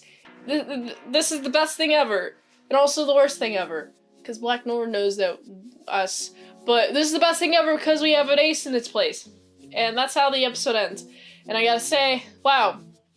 The Believe Expo thing was super relatable, just because I've been to a lot of those expos, and it's just like, yeah, this is pretty accurate, this is pretty dead spot on. Huey's and Starlight's relationship is blossoming, which I love. Frenchie's and the girl's relationship is blossoming, which I love. She's not like at the point where she's immediately hitting and trying to scratch at him, which is good. Good on you. And Billy Butcher finds lab babies, and I liked that. It's like, oh, Billy Butcher, you should be the one looking for lab babies. And so I gotta give this episode a solid 8.3 out of 10. I'm in Salad, and I saw The Boys, episode 6. This episode leaves off with some information about Compound V, how it was smuggled into other countries under the disguise of vaccines for like these super charity events. So that's the information that we're given now. And before I continue, I gotta say spoilers for the entire episode. This video is just me talking about plot synopsis and then reacting to it. After that, then we get to scene where we see Ashley is very mad. She's upset. It's because Starlight goes up to her. She's like, "Oh, why are you upset?" What? It's you.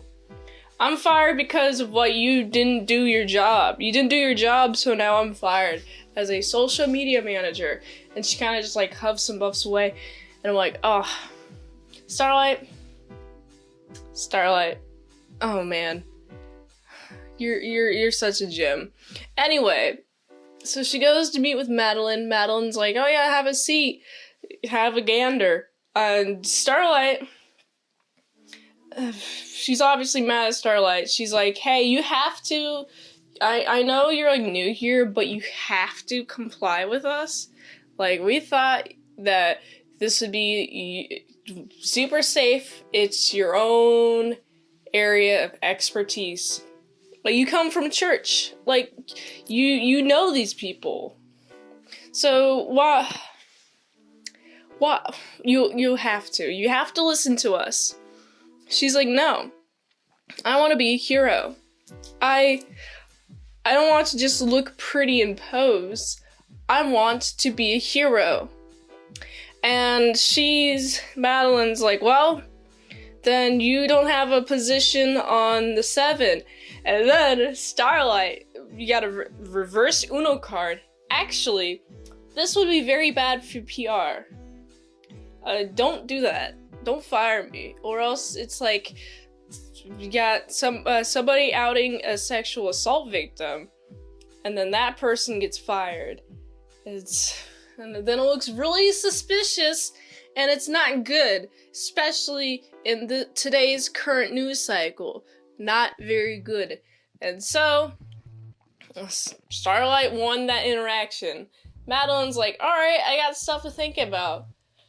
Looks like you gotta go. Ka-chow, bye. Door's right over yonder. And so she leaves. And then Madeline's like, oh boy. Oh boy. What a situation that has occurred. Alright. Done with that situation. Next situation. You got Billy Butcher. He's taken Huey to this collateral damage meeting. I like how the opening shot is filmed, by the way. It's just like following Billy Butcher and Huey as they go in, and then it's like a sign exposes them to where they're at, and then a bunch of people talking. It's like, aw, yeah, this is nice. This is like an AA meeting for people who've suffered from superhero collateral damage. So, they go in, and they start listening to stories. There was this one story that really stood out to me, was the story about how this one guy, he meets, I forget the Asical lady's name. She's like, she's just ice. She's a solid block of ice. That's her power. And she finds him, and they hook up. And while she's climaxing, for a split second, her body goes really cold. Like liquid nitrogen cold. And you imagine what would happen. His wiener got frozen. They got put in the freezer for too long. To the point where it snapped. It's like, oh, that's sad. How do you pee? That's my question, really. Honestly, forget the pain, because you wouldn't have it, because you would instantly lose feeling, I believe. Split second pain. Split second. I don't feel anything. It's like super burning sensation, probably. So, then I would imagine it would crumble. Like a shattering? Like a crumble shattering? Or maybe like an icicle shattering, where it's like, it's all cracky and then it kind of explodes. How did it shatter? That's actually a really good question, honestly. But enough with that. Billy Butcher, immediately, he's like, alright, I have an issue with how you guys are not standing up for yourselves. Like, at all. Y'all are just out here talking about you being a victim. Ooh, boo-hoo, I'm a victim. Ooh, you're not doing anything to stop yourselves from being victims. You know what? I'm out of here. And this is because Billy Butcher's talking to some judgments in the middle of the circle with Huey. They leave, and they sit on the park bench. It's like, okay, cool, well, you didn't really want to be friends with those people anyway, so, like, it doesn't matter, not really. That social interaction does not matter. Who cares? You're not gonna go there again. So, they're talking on a bench. Billy Butcher is now talking about Becca. As he calls her, Rebecca. Becca. I like that nickname, Becca. So, he's talking about Becca. He sees his wife. She liked the Spice Girls, which is why he can quote the Spice Girls. And it's so sad. One night, she gets raped by Homelander, and then sits on the bench that they're actually at for 3 hours. Then walks up, leaves, and says nothing. And that was 8 years ago. 8 years! What happened to her? Where did she go? What could she be doing for 8 years that she had to just walk up and leave her husband? I feel like Billy Butcher isn't telling the full truth here. Or at least something else was happening that just was like, she can just leave and not tell anyone. I mean, that's my suspicion. But alas, I could be wrong. So let's go to the next part. You also see Frenchie. Frenchie's a good one. Oh man, I love Frenchie. So Frenchie and Mother's Milk, do not call him Mommy's Milk. He does not have those fine, delicious mommy milkers where you can call him Mommy's Milk. You have to call him Mother's Milk. So, Mother's Milk, Frenchie are approaching the Mesmerizer, as was the TV show. The Mesmer. He's got this power, telepathy, however it's pronounced. He can look into your brain, his brain noggle. Mesmer looks at Forelli, and this really happened, guys. He's like, hey, I see you're also you're Forelli too. That's your true identity. But you're a Frenchie, it's okay. I'm just gonna keep calling you Frenchie, because that's alright. I ain't no hater. So, the Frenchie and Mother's Milk go talk to him. And there's the way Mother's Milk talks to him is pretty cool. He's like, yo, why don't you just, I don't care about your show, but look, inside trading, your inside trading was awesome. And he's like, what, how do you know, who are you? How do you know about that? Instantly hooked. You gotta hook the guy. And so now they're walking through the park, and one of the promises, well, this seems to be a promise, but hold on, I'm getting myself ahead. He goes to the park, and he sees his daughter. The daughter, like, kinda doesn't really want to talk to him. The daughter's like, I don't know you. And it just seems like a cope. She's coping real hard, just doesn't want to see the dad, because he's not really a good one.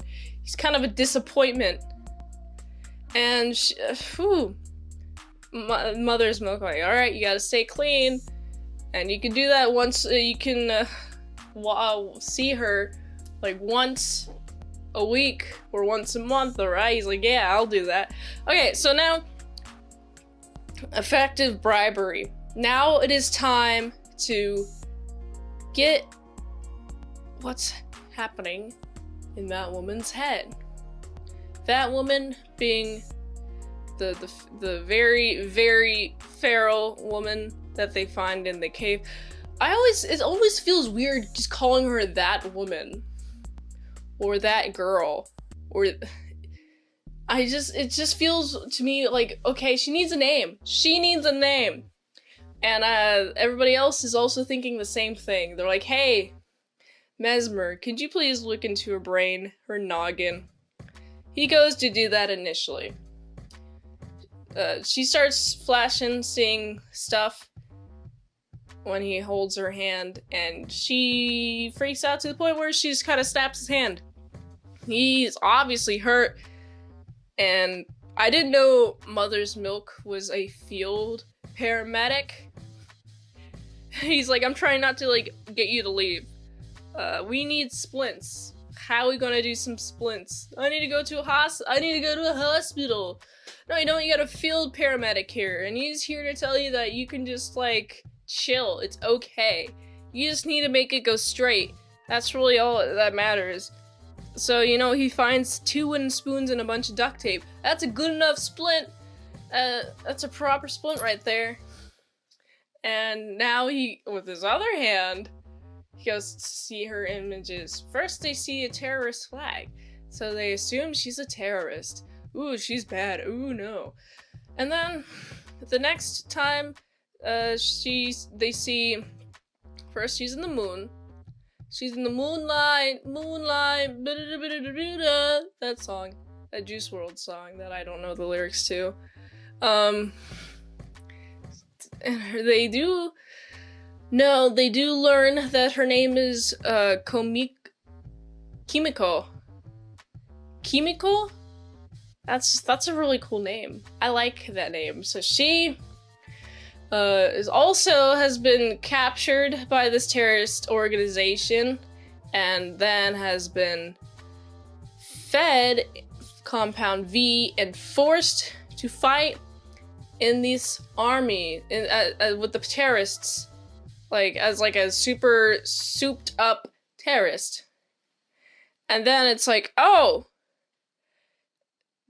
Vought is sending these vaccines, which is just Compound V, to areas where they have people captured to be part of their terrorist organization and then injected with Compound V, so they have super terroristic so they have two super terroristic people / soldiers on the terrorist side fighting against these American soldiers. But these American soldiers, assuming that Vought is American, are not good enough for just these Compound V soldiers. So they gotta get them soups up in the military to... It's all a grift. Vought just wants to be in the military. Vought is evil. I do not want Vought in the military. Dang it. So, yeah, they find out this information. It's like, oh, this is great. Also, Frenchie and Kimiko, they're just bonding. I love the bonding. She starts nodding or shaking her head, nodding. Those are two different actions that I'm doing.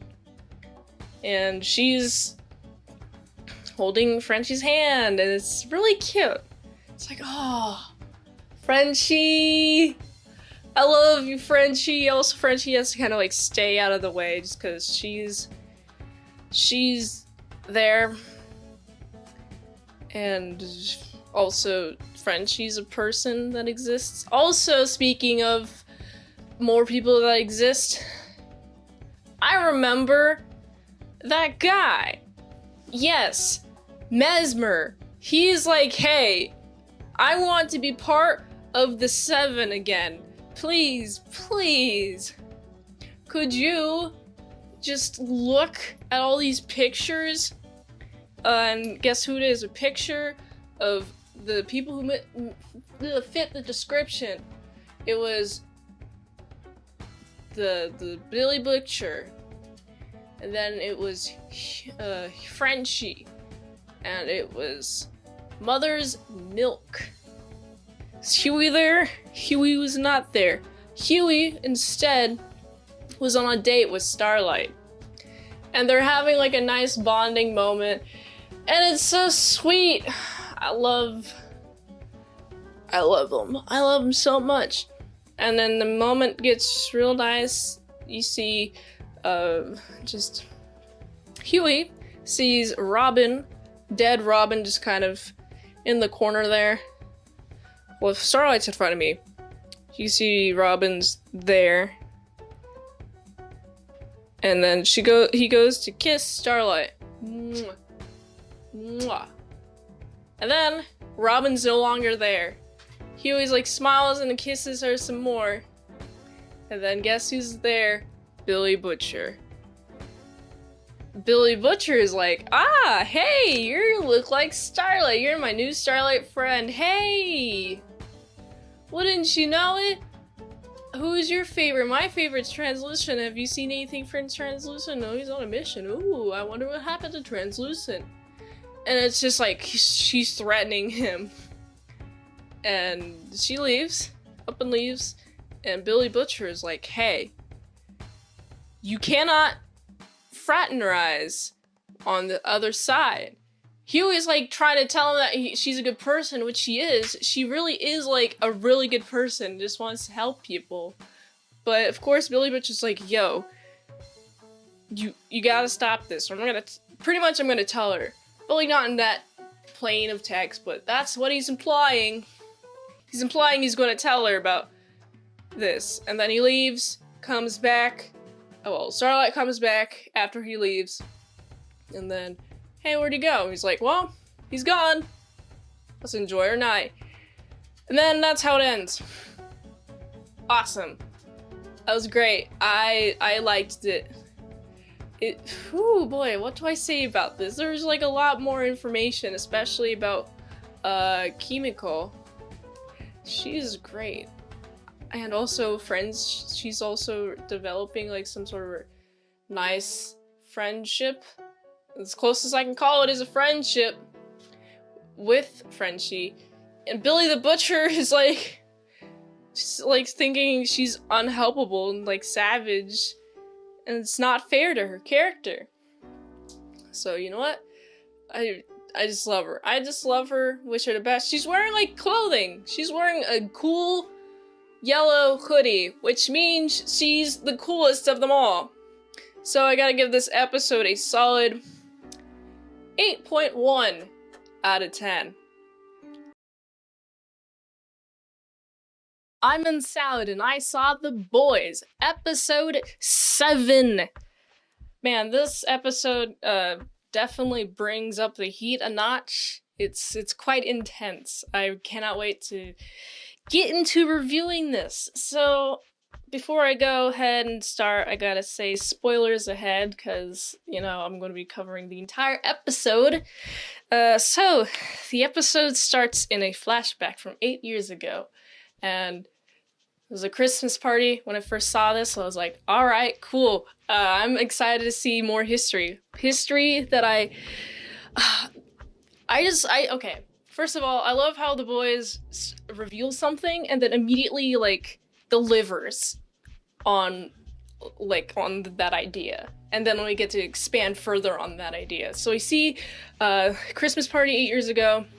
There's a bunch of the Vought people, like Madeline. You also see a bunch of the Soups, including Mauve, who's currently dating Homelander, and that's fun. And then we see Billy Butcher with no beard. I hardly recognized him at first. I was like, oh cool, you look pretty cool. You don't look as rugged as you usually do now. It's weird how 8 years can really do to somebody. So we also meet Becca, and I'm like, oh, this is the story. This is the story that's brought up from last episode, where he mentions that Billy Butcher mentions that Homelander raped his wife, pretty much, and now we get to see what actually happened. So, all right, this is already exciting. I'm super excited. Then we get to see, oh man, Huey and Starlight are in the hotel, right? They're having a fun time in a hotel. It's nice and silhouette-y. I like the silhouette method of filming the sex scene. That was fun. I liked that. It's very creative. Just like a lot of the shots are in The Boys. But anyways, they're talking, right? She's like, yeah, this is really nice and comfortable. He was like, yeah, this is really nice and comfortable too. Like, they're both having like such a nice, enjoyable time. And then like, it's the question of like, you know, I haven't met your parents. Like, I haven't been to your house. Like, what's up with that? He was like, you know, I'm living with my dad. But really, I had a suspicion that Huey was being followed, just because from last episode, he just kind of immediately sleeps with her after being threatened by Billy Butcher, and Billy Butcher is a little bit ruthless, just a little bit. I don't know what you're doing there, Huey. Come on, man. You weren't big thinking on this one. You were just like, ooh, yummy, I get to lick. Ooh, she has star powers. Her lights go on. Ring light on eyes whenever she do become. So It's just awesome. Speaking of Starlight, let's check out the Deep. So the Deep has been relocated to Iowa as per, as per the last episode. And Iowa doesn't really have much going for it. It's not really a crime-riddled state, like the areas which the Deep is used to doing crime. The Deep is trying to lay low, which is cool. He's talking to the lobsters. I like the lobster scene. He's like, hey, little friend, how'd you get up here? He's like, lobstering is like, oh, can you save me? And he's like, yeah, sure, I'll pick this lobster, please, human guy. So the human guy goes to take the lobster, and he's like, okay, yeah. And then the human guy just, sticks his knife and chops him and kills him. And then you see the Deep's reaction, is like, no, my lobster friend. This has probably happened before to them, though. Because his reaction wasn't, over the top, what are you doing? It was like, what, no? And then, he has tried to save his fish friends before. I mean, that dolphin in the couple episodes ago was pretty tragic. It was, the first one where it was just, super gory and, oh no, the Deep. You just want to have your fish friends. I kind of understand your want for friends. And they're only fish, because you're near fish all the time. Alright, so after the Deep, then we see the rest of the soups. And by soups, I mean there's 5 of them. Homelanders got a meeting, taking everybody at a meeting. Hey, everybody, y'all are doing bad, except for Black Nora, which is doing great, but I don't approve of y'all. I don't approve of y'all. Y'all didn't do good. Especially A-Train. What are you doing? But first, let me get to Starlight first. Starlight, you might have seen this fella, and he shows a picture of Huey. Yeah, this fella, you let into Ezekiel, and Ezekiel got blackmailed. And are you a co-conspirator? Are you trying to conspire against us? She does not know any of this. She's also just as shocked as everyone else is. And of course, she's like, no, I don't understand. Homelander is not, nope. No, it was you. You were willingly part of this. And A-Train, oh man, come on, you're the reason why this guy is going after us. You ran through his girlfriend. And he's like, after all remember him, because he keeps showing up in his life. So yeah, I remember him, I ran to his girlfriend, even though in the past he's lied. And then Queen Mauve, she's rocking in her chair during the entire time. It's like, oh man, this is tense. She can feel the tense anxiety of everything. Who is going to get murdered? Starlight is trying to stand up for herself, but Homelander, laser eyes, sit down, in a swearing manner. Sit, or I'll blow your brains out, or something like that. And she sits, it's very tense. Queen Mauve is like, yo, her crime is she's stupid. She fell for a guy, so what?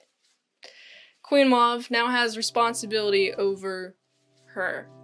And also, speaking of Huey is being confronted by Billy Butcher. Yo, what's up? What, you got something to say?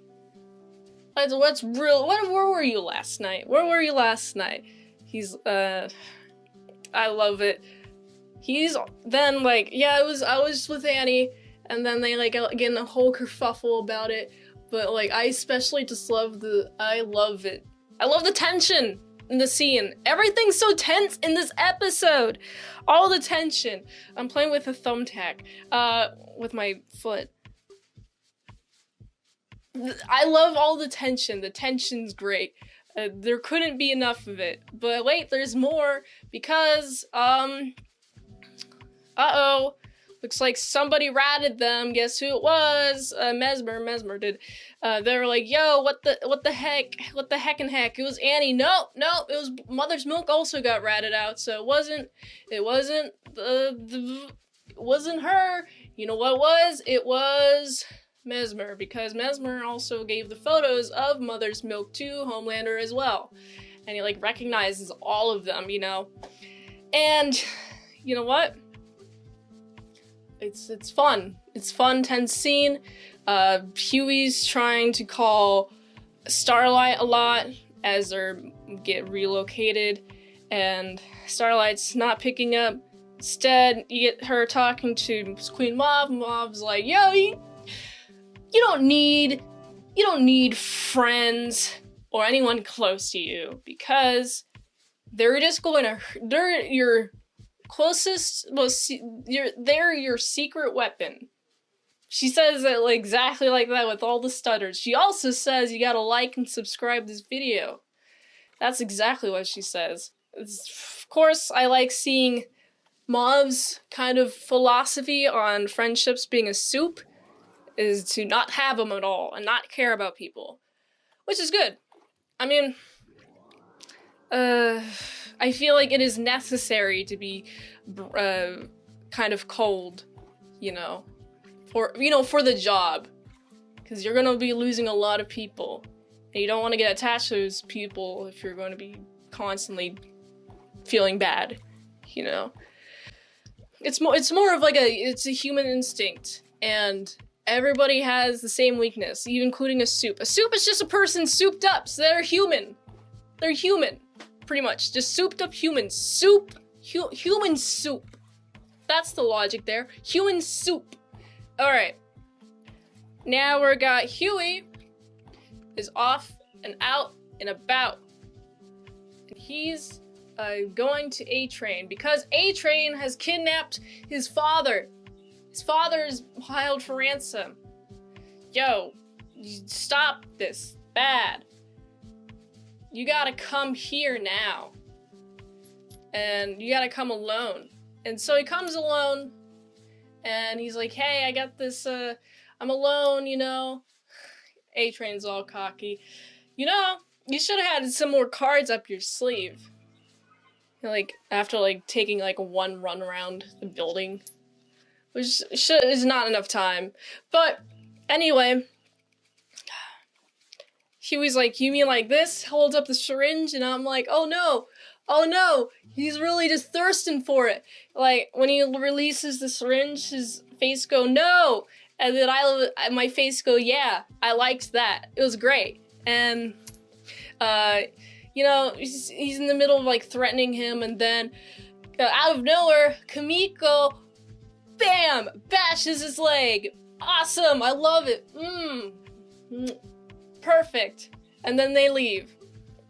Alright, now let's check on Mother's Milk again and his family.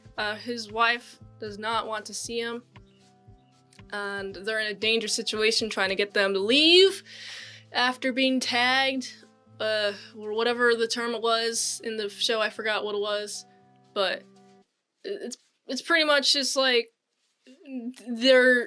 they have no finances or anything. So she's like, I'm gonna leave you. Also, Billy Butcher calls Raynor.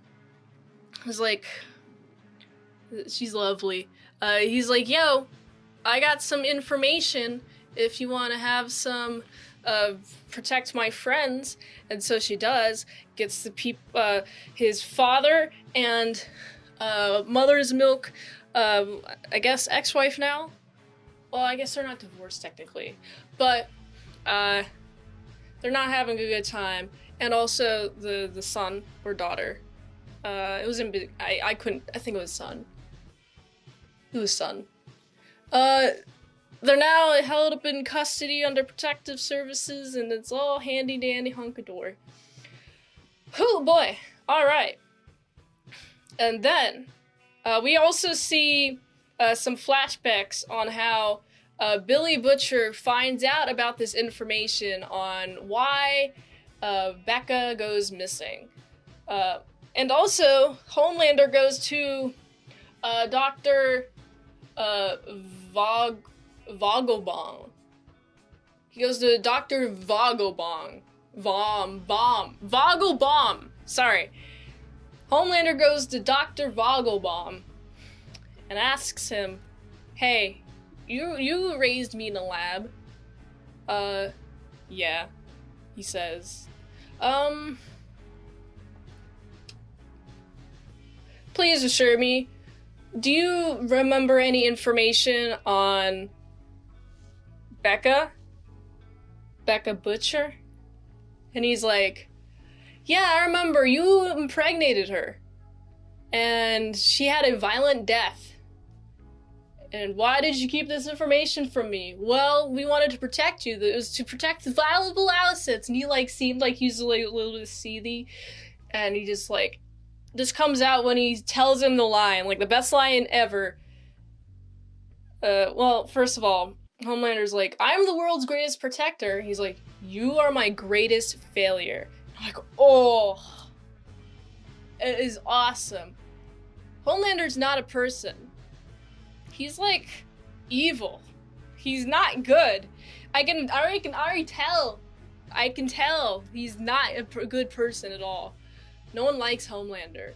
Everyone just seems to be very afraid of him, except for Madeline, who can keep check on him. Even she's a little bit afraid. Alright, a fun scene. Now we see Huey and Starlight talking. They're talking in person. Hey, Starlight finally is calling Huey. Let's come talk in person. She's like, you killed Translucent? He's like, yeah, it's not about that though. She's like, doing the whole, you were like the one. What? Why? And he has to like give up the Picard of, about Compound V. This is all about Compound V. This isn't about Rebecca. This is about Compound V. She's like, what? What is that? So it's like, the soups are not born, they're made. And then she gets shot by Billy Butcher, and it's like, come on, dude, you just killed it. I wanted to see her reaction to all of this, and you just kind of killed the momentum, dude. Why? Why did you do this to me? Why? Ugh. I don't like it. Please, Billy Butcher. And he's taking him out too, and then he's like, come on, let's go. We're getting out of here. Vamonos. And then that's how it goes. That's how the episode ends. And I'm like, oh, I love the tension. Whew. It was a really tense scene. This is season 1, episode 7, and there are 3 seasons. How can it go from here? I'm very excited to see how it goes from here. In this episode, we didn't really see much of Frenchie. But this isn't like this isn't a Frenchie episode. There's been Frenchie episodes. This is like more of like a Homelander, everyone else episode. Trying to just like get stuff going. Crazy, more Billy Butcher focused rather, and I love it. Good backstory, and I love the exposition, and it doesn't feel like a dump. So I gotta give this episode a solid 8.7 out of 10. I'm in Salad, and I saw The Boys, episode 8. It is the final episode in season 1, and wow, there's so much intensity going on. I can't believe it. It's pretty crazy, huh? I just cannot wait to get into the spoilers, will there be many? Yes, there will be many. So, if you haven't seen this, then go away, but otherwise stay. So, the episode starts, we see Madeline. A little early in the episode, she's talking to these people about the Compound V. And it's just like, hey, controlled substance now, you messed up. You did bad. No good. It also shows Annie. Now she's talking to her mom. And this is like really devastating because the mom in her defense, she says stuff like, well, it was supposed to be our life together. Our life. I've given up my life so you could have a perfect one. I just wanted you to have a good life, which, honestly, I mean, I'm not a mom, but as from, like, a human perspective, I would want my child to have some sort of free will and not, like, try to dictate their future. I mean, I can feel the rage that Starlight is feeling right now because her mom is control of her entire life. I mean, I didn't suffer this to such of a degree, but I've had parents try to dictate what I've been doing in the past, like my career projection, stuff like that. So, you know, I relate, Starlight. You and I are the same. Except for Starlight has to talk to her mom. Cause the mom is like, hey, daughter. And then Starlight pretty much is like, you let them pump me full of compound V. She doesn't say no. What she does say is like, it wasn't for money. It's like, well, you did do it then. Why'd you do it? It's like, oh, I want to have, they marketed to me that I could have an extraordinary life if I just pumped my child full of chemicals and drugs and gave him superpowers. And of course the mom thought it was a good idea. Maybe because she doesn't have the perspective of this actually is a bad idea, letting your daughter be a test subject.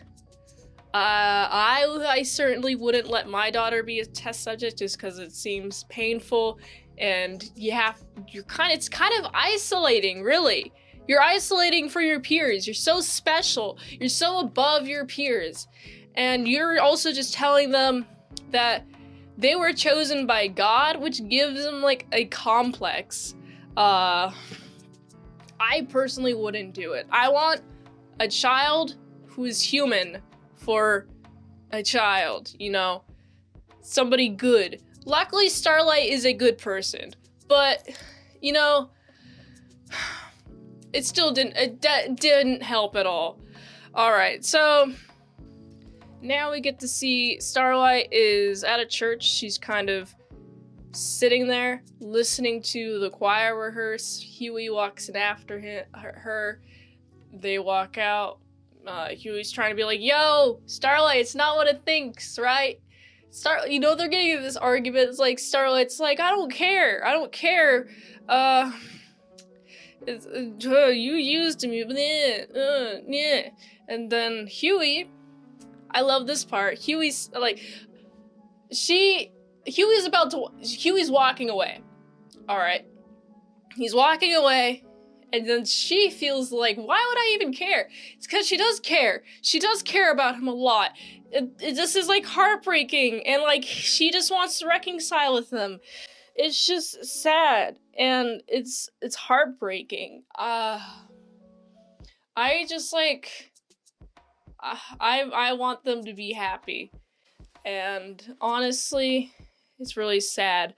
Huey is like, yo, you're a superhero, this is your job, remember? And then, you know, cut. Next scene.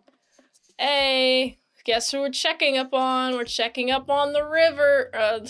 Why do I keep calling him the river? The deep. He's sometimes in a river. Sometimes in other bodies of water. So, he's stuck in Ohio. Ohio sucks, as you might imagine. There's nothing in Ohio except for the Great Lakes. And there's only one Great Lake up there. Not even two like Michigan has. Come on, man. Or Wisconsin, or whatever those states up there are called. So, he's like, am I going to be going back to New York? The answer is no. So he has a nervous breakdown. And he's just kind of like dramatically shaving his body. Like first, when he was shaving his body hair, I was like, okay, you know, he's gonna go swimming.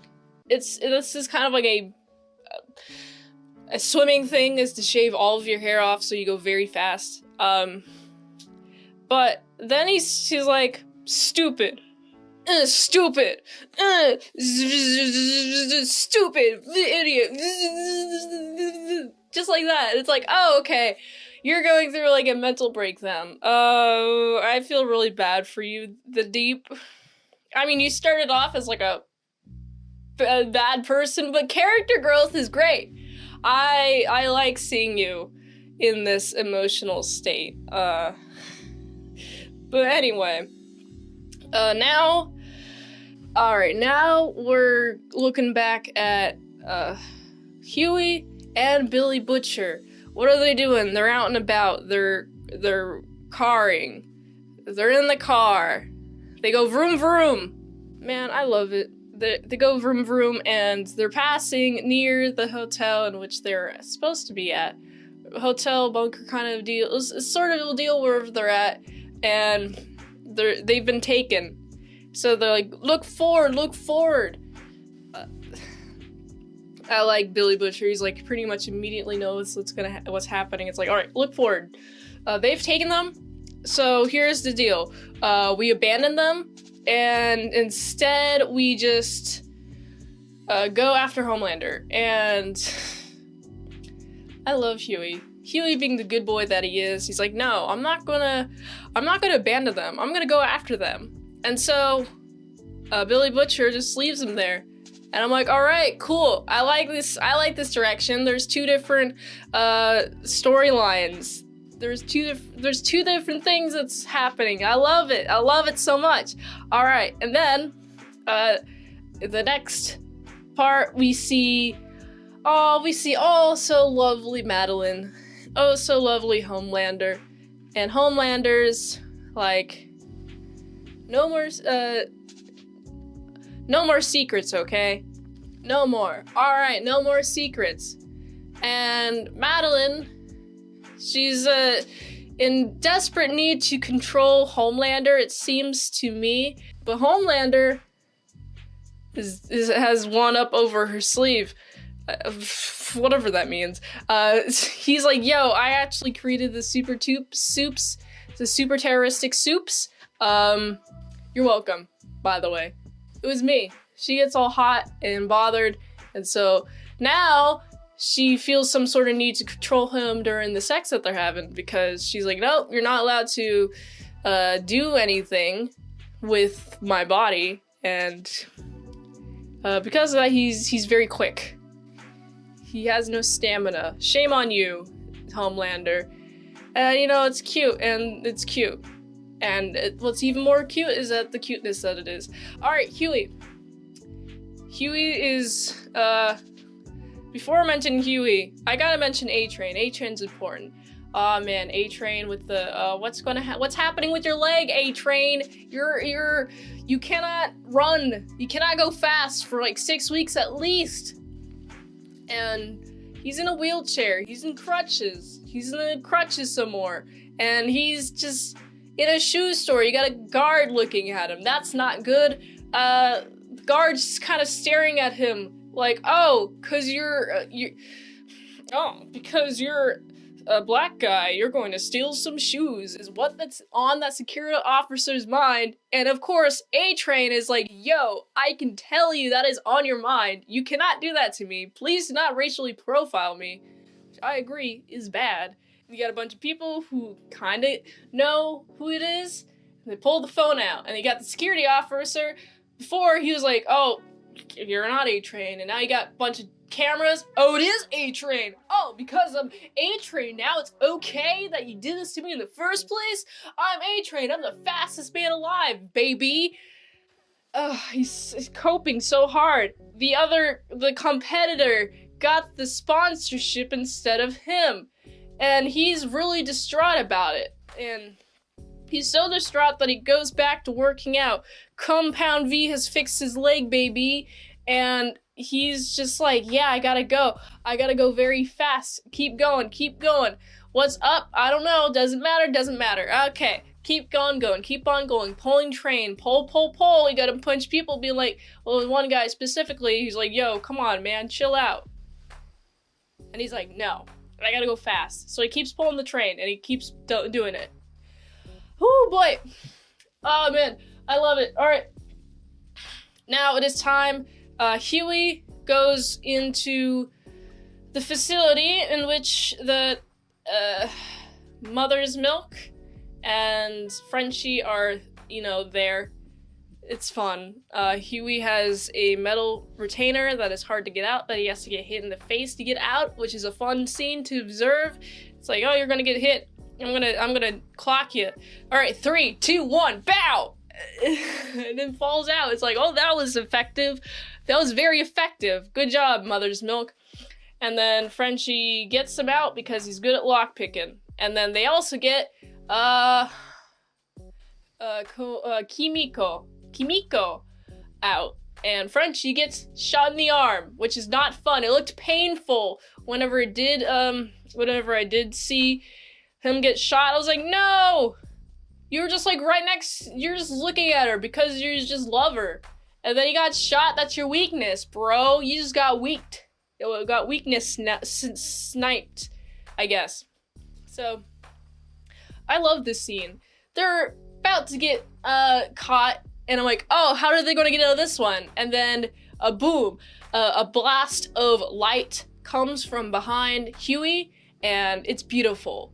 What's beautiful about it? It's Starlight. Starlight is like, yeah, you told me I'm a superhero, so I'm gonna protect y'all. I'm gonna save people. I don't like Vought. Vought is not good, not so ever. And she helps them get out, which is pretty cool. But then A-Train's there. A-Train versus Starlight. Ultimate character clash. You got A-Train, which is super fast. He runs so fast, he's like Sonic. But you also get Starlight, whose power is manipulating electricity to turn into light, which is also fast. And it's like, who is faster than the other one? Let's go. Let's see. Who is that? All right, so you got Starlight. Her initial battle stance, she's got 2 arms out, like that. And she's just shooting rays out. Bam! Bam!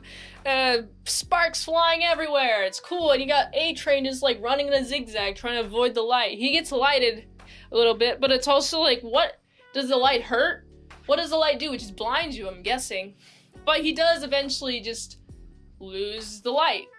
And he's bodies Starlight. Starlight goes flying. Bye-bye, Starlight! I guess you are a star because you're flying. That makes sense. I'm funny. And so, he's about to make the final blow. I'm gonna do the thing. And then heart attack. He gets a heart attack. Huey's such a good guy. Cause he's like, Starlight's like, he's gonna keep going after you. And he's like, I know. And he still wants to help him. What a good guy. Wow. That is beautiful. Starlight's alright. You stay back. I'm going to handle this. You go. Go fly. Go. Bye. Adios. I'll take care of this. Alright. Now we get to the fun part. You got Billy Butcher went to Madeline's house. And, he goes to Madeline's house because Malroy told him otherwise. Yo, Malroy is close to Homelander. Y'all are better be homies, okay? Cool. It's nice chat. Now leave. Bye-bye. And so, it's like, alright. I'm going to kidnap you. Take you hostage. So he does. He straps her with a bunch of bombs. I love the bombs. The bombs are fun. Homelander comes because, Homelander loves Madeline. This is a beautiful scene, by the way. First, you got, Homelander's like, I didn't kill Becca. What are you talking about? This is about Becca? Oh my goodness. What gracious. And then he goes up to Madeline and is like, because Madeline just is like, hey, please put my baby upstairs. He's like, you care about me, you care about that baby more than I do. You care about that baby more than you care about me, rather. And, of course, Homelander, in this really tense scene where Billy Butcher is just kind of watching, it just seems to be like some sort of like mutually assured agreement that Madeline is the source of all their problems. It is Madeline, she finally opens up after Homelander's like, yo, you don't love me. You love the baby more than me. And she's like, I'm scared of you. And so he's like, all right, I love you. Thank you for being so honest. And then he burns her eyes out. And I was like, not expecting that. I was like, what? Wow. That was crazy. Wow, I can't believe it. Oh, boy. But Billy Butcher is like, all right, I'm still gonna go kaplow. Bam! And then wake up, Billy Butcher's on the floor, nice sunny day.